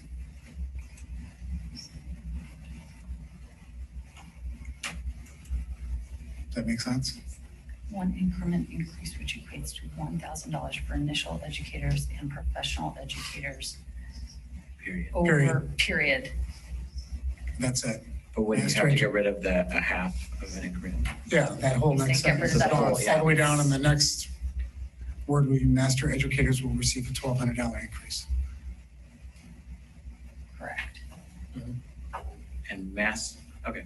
That sounds fine. Is that in agreement with what your amendment is, Mr. Ryan? It is. My only question is master educators and how we determine, maybe I'm remembering this incorrectly, but if we're not doing evaluation, then how would we determine who is and who is not a master? They stayed at there from the year before. There were a couple that determinations were made prior to the pandemic, and those would be shifted, but for the most part, 95%, 98% of them are continuation from the previous year. Okay. Any other discussion on the amendment? And I apologize for not being more clear what we were doing. All right, Ms. Newman, let's vote on the amendment. Ms. Fraley? Yes. Dr. Jessup Baker? Yes. Mr. Meyer? Yes. Ms. Neufeld? Yes. Mr. Phillips? Yes. Mr. Rowland? Yes. Mr. Doman? Yes.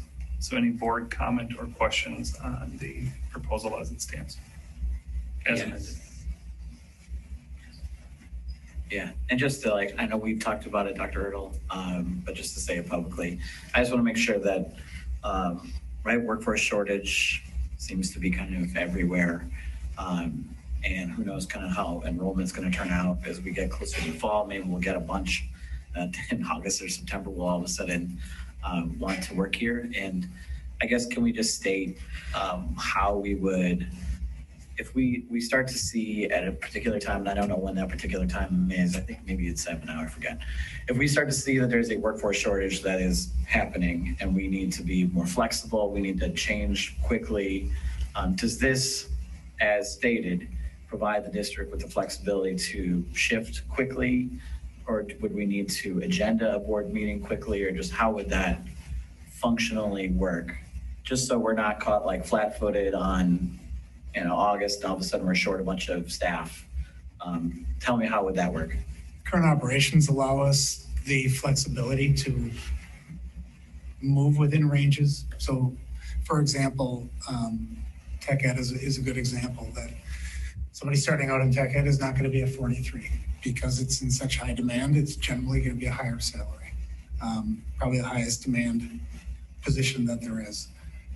With other positions, so we have also, if you break your contract, there's a fee. Other districts have that as well. So if we end up needing to hire somebody from another district, we can waive the contract. We can waive the contract fee. We can also, if we wanted to look at signing bonuses, if that was needed, I think that probably would need to come back to the board. I think it would be wise to come back to the board with that. But certainly, I think there's plenty of flexibility built in for us to hire, even when things get tight. Yeah, I guess that's just my main request, is that let's start planning for that what seems to be more of a reality, at least in other sectors. And I guess we'll just see how education turns out. But I would love to have a sense of what that plan is and when we would really start to think okay, now we should really pull that lever because we're going to be short. Just as long as we're planning for it now, that'd be great.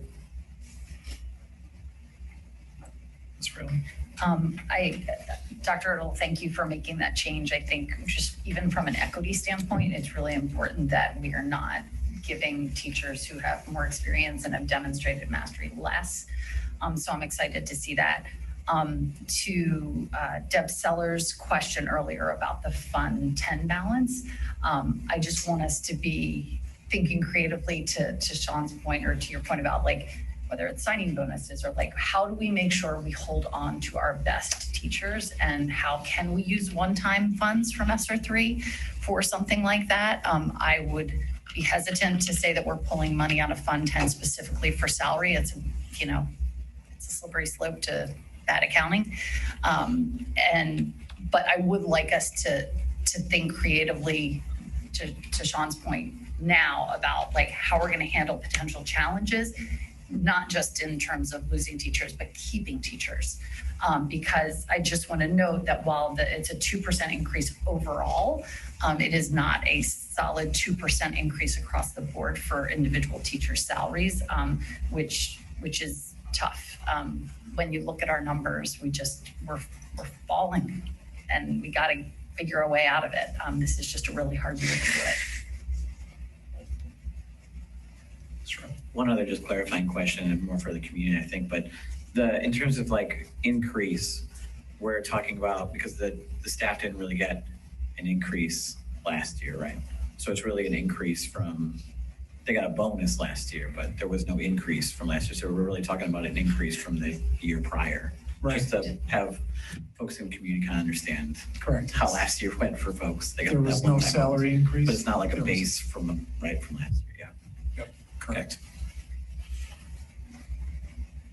Any other board comments on this side? I have a comment. You know, it's in such close proximity to the budget discussion, so I have to bring it up, right?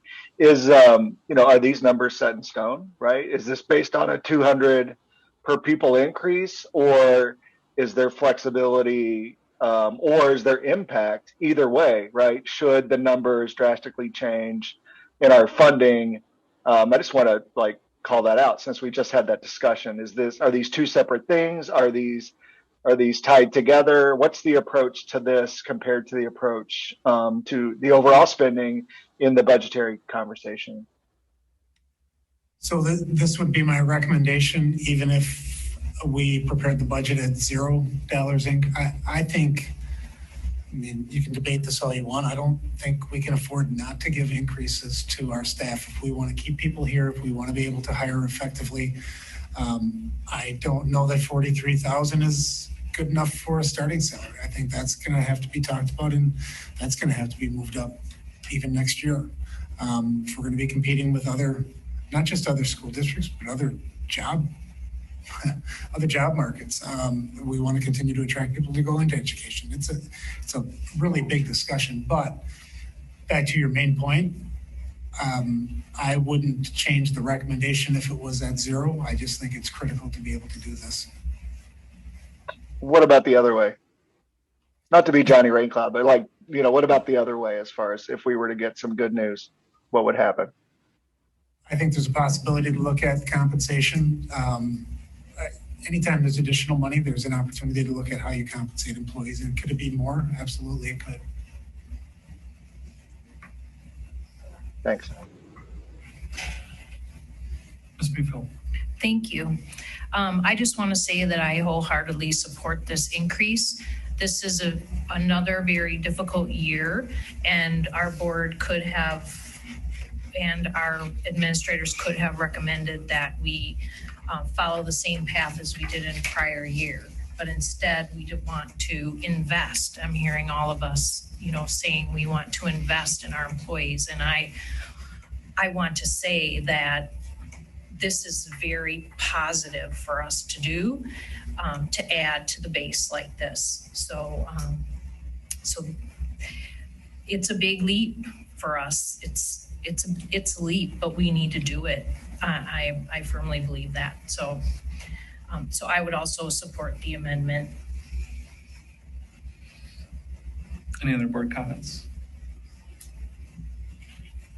I would just add to what's been said that it continues to be unconscionable that our legislator does not feel the need to fully fund public education. And unfortunately, our teachers take the brunt of it. So thank you to all of our teachers.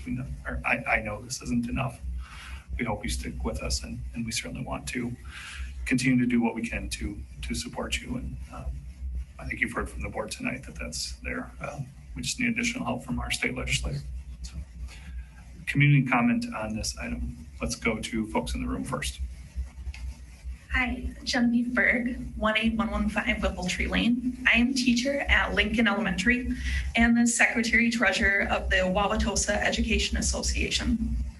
Earlier this month, the Wauwatosa Education Association requested dates to meet with the district to negotiate base wages. As of today, a date has not been given to me. We were informed that the district had to meet with the board first. Tonight's recommendation confuses me because shouldn't the district ask for a total amount that could then be negotiated into salaries? If this recommendation passes, I wonder how it'll impact our future discussion. WEA is working with the board and administration to make the district a great place for students to learn and people to work. Throughout the year, we were told by the board, administration, and the community how much our efforts during this time were valued. Despite numerous obstacles, teachers remained committed to providing students with a high-quality education. We worked endlessly to engage students in various learning environments, adapted instruction to utilize online platforms, and provide support for each other during this unprecedented time. We hope our time and commitment to the community does not go unnoticed, and discussion about base salary can continue. Thank you. Thank you. Anyone else in the room that would like to speak?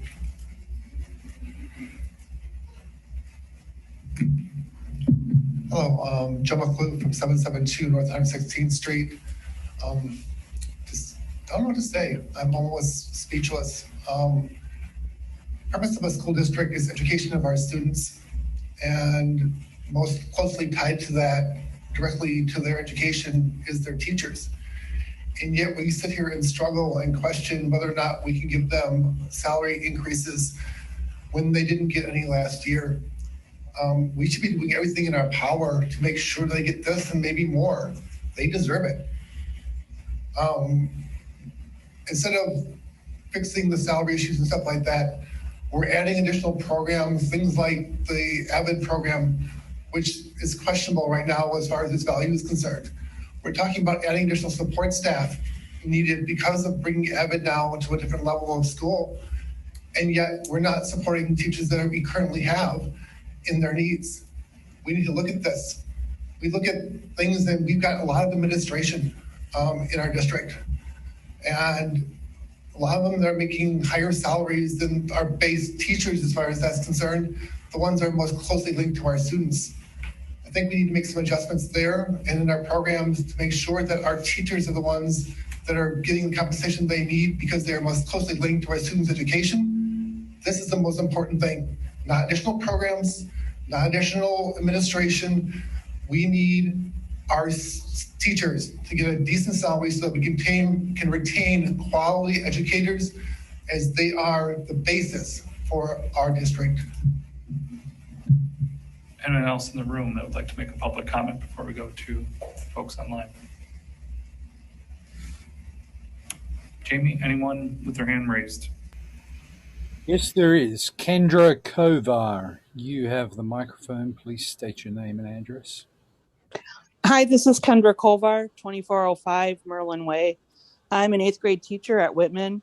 I'm one of those people at the 60,000 mark, so I would like to thank Dr. Ertl for changing that increase from 500 to 1,000. In the past, with previous administration, who has since retired, we use a rubric to determine which teachers move to the master level, and I requested a conference 3 times regarding my salary so I could move to the master level because I was getting a $500 raise with over 25 years teaching experience. And when I pulled out the rubric with all of my notes on it, commenting that these are the areas where I thought I exceeded and met the master level teacher, that administrator, who has since retired, kind of flipped the rubric back across the table to me, and he goes, I don't even use that. So it's my question then, if that's what we're using to get a higher pay increase with a master's degree plus 25 plus teaching years experience, I'm wondering how the administration was trained across the district to use that. I have since had very positive conversations with current administration regarding moving that level, but I'm not aware of how consistent that is across the district in using that rubric to move from the professional level teacher to the master level teacher. But once again, I think that might be something that needs to be looked at in the career ladder handbook. But Dr. Ertl, thank you for recognizing that $500 really is not. I mean, when I tell other people in other fields of education, or even or outside of education, that, yep, 3 years in a row, my raise was $500 with a master's degree, 25 plus years teaching experience. They were just appalled. They couldn't believe I stayed in education. Fortunately, I love what I do, and I stay and I stick with Wauwatosa because I believe in the core values that Wauwatosa offers. But please take a look at that career ladder rubric and hope that because there's been a lot of administrative changes, hopefully that everybody's using it consistently. Thank you. Thank you.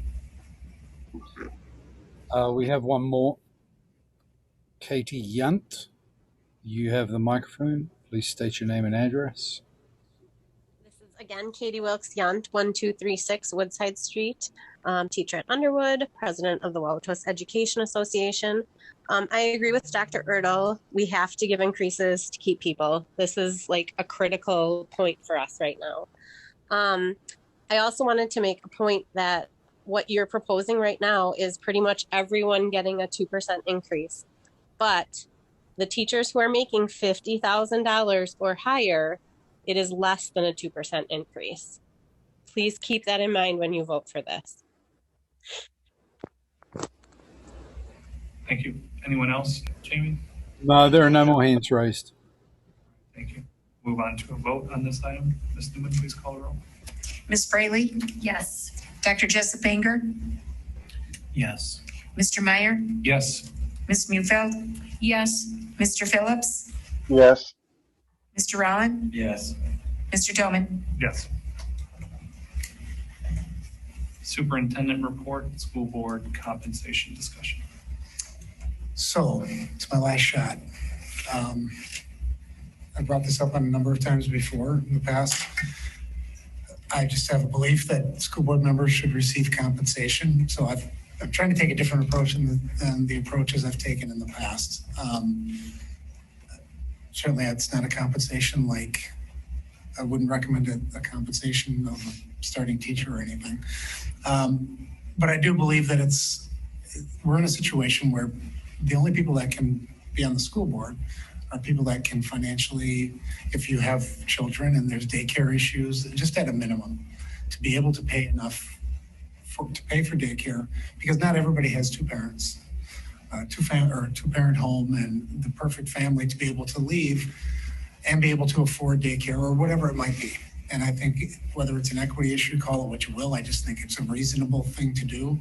My other approach, I know board members would never sit and vote for themselves to get a pay increase. So one thing just for consideration is that you look at future elections, that people that are elected in the future, whether it's you as board members get reelected or somebody else takes that seat. So the next 2 years would be the time where it would be implemented. So I throw that out. I don't know if the board wants to have that discussion. I just think I think it's reasonable. When you look at the list of what other school boards were, about 1 of 3% of the districts in the state of Wisconsin that do not compensate school board members anything at all. It's not a lot of money. But like I said, I think it's enough to compensate for the time, to cover whatever family obligations or other obligations you may have. And I mean, Waukesha's $6,400, Elmbrook $4,200, New Berlin $3,500, Germantown $5,000, Oconomowoc $4,124, Hamilton $4,500, West Allis $7,274, $7,200, Muskego $4,100, Menominee Falls $5,000. So those just a few of them. You can go online. WASB has a list of every district in the state of Wisconsin. So anyway, I'll leave it at that. And whether the board wants to pursue that, that's certainly up to you. But I would recommend that you give strong consideration to doing it. Like I said, I know it's difficult for a board to vote for pay for themselves. Our district being what it is, these kind of discussions and implementations in most districts occur during their annual meeting. With us being a unified district, we don't have an annual meeting in July where the community would propose something.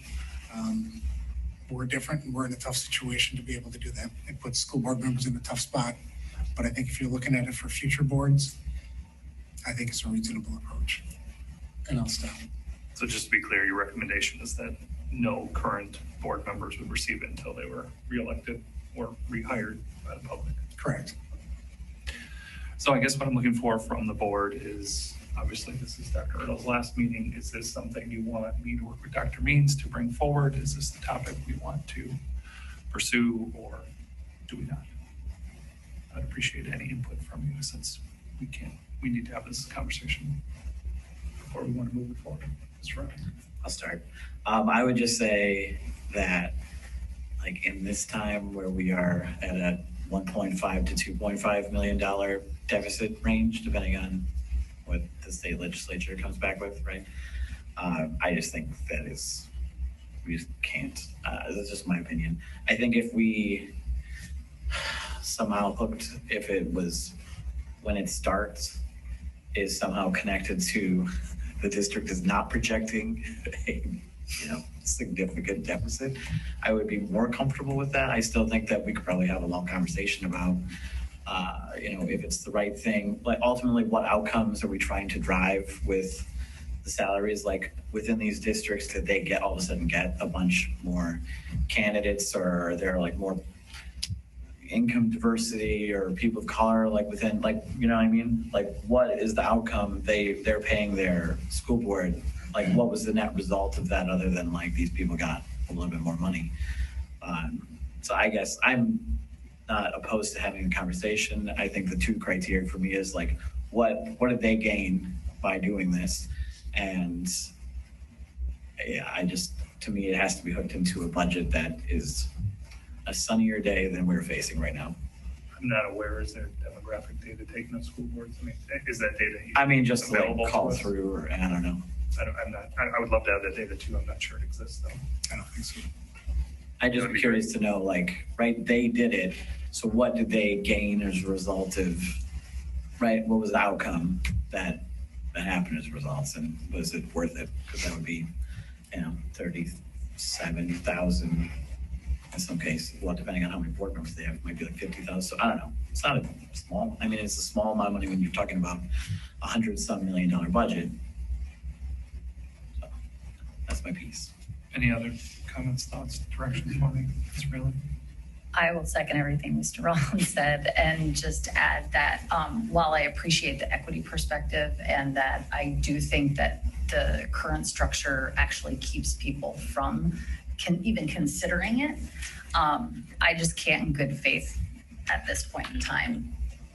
I don't want to say have the discussion, except I think there are far more important things we need to be talking about as a board than this. And at the same time, Dr. Ertl, I appreciate you continuing to come back, because when I tell people, who are school board members across the country that we are not even given any sort of stipend, they're just really surprised. Aldermen are given stipends, any elected official usually has a stipend. So I appreciate it. I just feel like now is still not the time from not just a money standpoint. Money's a huge thing, but if I'm spending my time discussing something, I want it to be something that's about rigor for kids or getting teachers more money.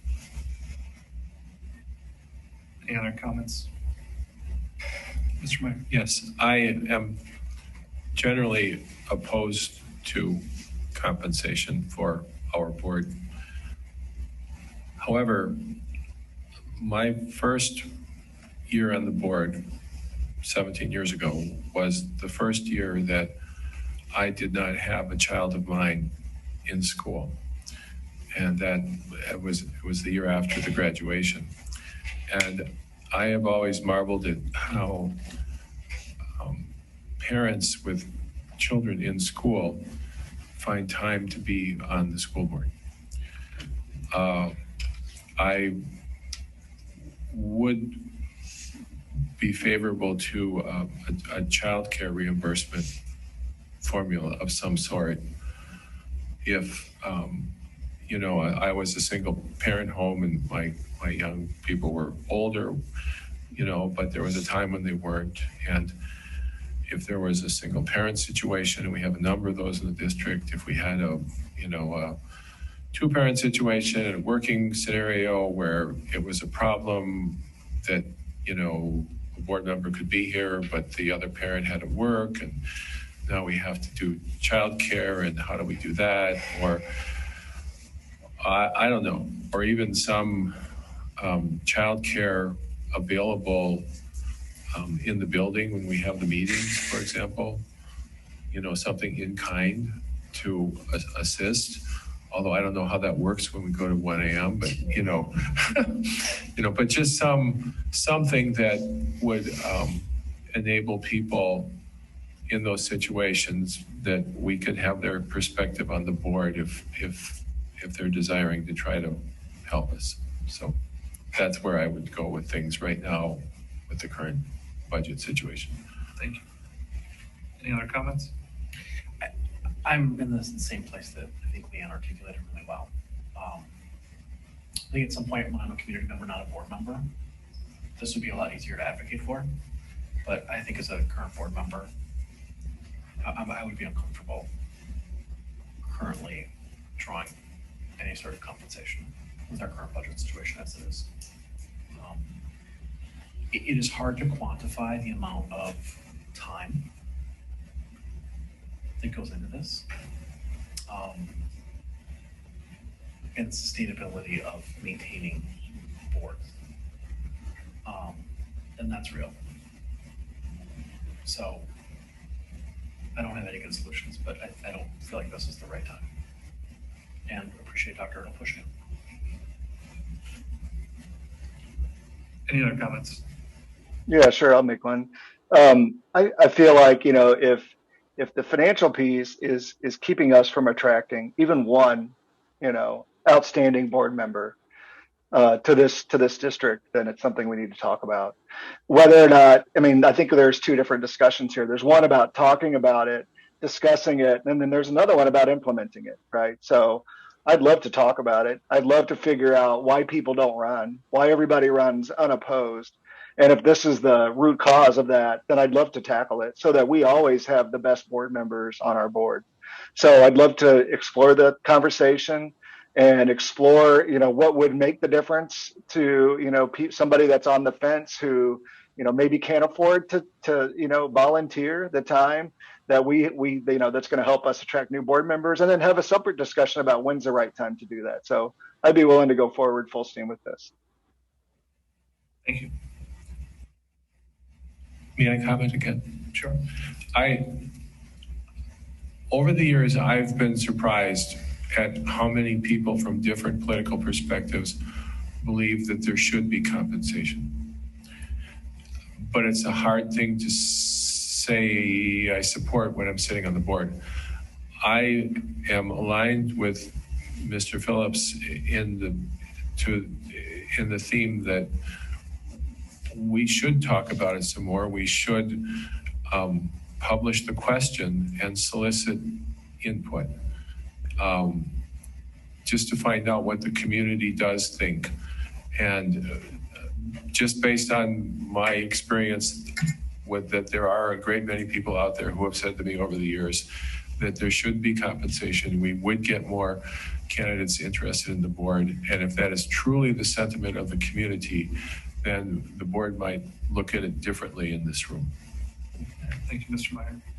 I agree with Mr. Phillips and Mr. Meyer, and certainly appreciate the other comments as well. I'm very concerned that we only attract a certain demographic to our board, and that's unfortunate. And how can we do better in that space? But I appreciate all of you saying this. I'll discuss it with Dr. Means as we go forward. And I really like the idea of Mr. Meyer of how do we outreach to the community and hear more from them. So food for thought. I appreciate the conversation, and we'll go from there. And thank you, Dr. Earl, for pushing us on it and making us think about it. I do think the equity component is the biggest thing. So we need to do better there as we stress to our students and our teachers and our staff that we ask them to do better. We need to do better too. So maybe this is the right answer. Maybe it's not. I'm not sure, but appreciate it. Community comment on this item. Let's start within the room. Please come forward.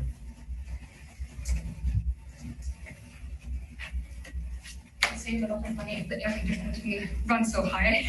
I'm freezing, so my kids chatter. My apologies, but I'm really an ice block by now. Anyhow, my name is Kirsten Dahlgren. I live at 2520 North 93rd Street. Good evening. Regarding your request for compensation, I'm ambivalent. I realize that last year has been extremely taxing and much work for the school board, but not all work is good work or brings good results, like your early February vote to stick with hybrid and the dreaded concurrent learning until April, regardless of corona numbers. Only thanks to Dr. Earl, willing to bring this to the table again, we'll be able to end that nightmare earlier. 1 month ago, I requested some simple and straightforward information from the board. I asked for a list of the multiple oppressive systems you had to combat in the Wauwatosa School District, as mentioned in your equity workshop handout, since I find it crucial to discuss this with my child, and also because in the 11 years of school communications, I had never heard of those systems. So far, the school board has given me nothing. My other question was how the divisively, offensively, and erroneously titled white supremacy culture by Dr. Dahlgren is being used in the curriculum for next year. Again, nothing from the board. There are two options why. Either it's a popular media influence topic without merit, or you intentionally do not want to inform the parent body of what is happening in the schools, showing an utter lack of transparency. I find neither very appealing, and it makes it hard to think about compensation. Especially the lack of transparency is very alarming. Need I remind you that these are our children? And this white supremacy culture paper that you used for your in-service meeting has many, to me, baffling ideological mandates. For example, that individualism is now damaging and harmful. Even China has moved from the Mao-ordered uniformity. To my knowledge, there's only one country that forbids individuality, and that's North Korea. So I'm quite surprised to see the district moving forward with AVID, which stands for the advancement via individual determination. Which one is it now? And if I'm confused, perhaps it's due to the lack of transparency in this and the quality of communication. What I do understand after rewatching the May 25th presentation of how students' grades are slipping and how the school staff needs to move forward is why the US pays one of the most amounts per student and has a mediocre outcome in results, to say the least. There were a lot of fancy words, many expressions of equity, and a strong emphasis on grades E through F. I come away with a feeling that my student is there to hold a chair warm with his backside. Those poor teachers only have 24 hours in the day, and their working hours are now needed to focus on collaborative reviews, resource and opportunity gaps, as well as on assessment alignment. There's no time for the quiet kid that's not working to his potential, but is doing well enough that his parents should just shut up and have no reason to complain. So bringing it back to your compensation, when you utilize a paper from 2001, written by an academic who's currently not working because she's following her llama, Rod Owens, and think this will create graduates who will, to quote, go into our communities and off to college, and then try to keep the whole thing hidden from the public eye, I'm rather disinclined to promote compensation. Yes, you deal with many complex issues. But if you want to get we are at time. That is 3 minutes. Thank you. Okay. Any other comments from people in the room before we go to online? Jamie, is anyone online that would like to comment? Yeah, we have a couple of hands raised. Deb, you have the microphone. Please state your name and address. Deb Sellers, 13820 Lloyd Street, teacher at Underwood, vice president of WEA. I appreciate the board's wanting to be equitable and also your humility in this topic. I agree with Mr. Meyer.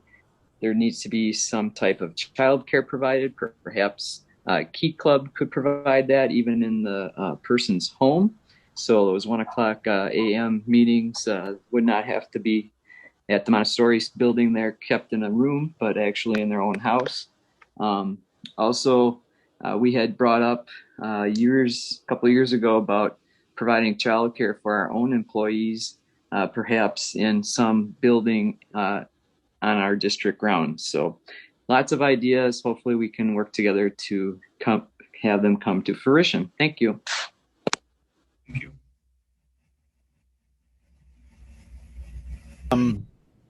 Next is Todd Dahlgren.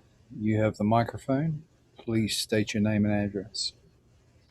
This is Todd Dahlgren, 1647 North 122nd. First, I would just like to apologize for what I had suggested earlier on the $1.5 million deficit. I was not aware that was referendum specified spending. Second, with regards to the salaries for board members, I would just like to commend all the board members for their humility on this topic. I'm largely in agreement.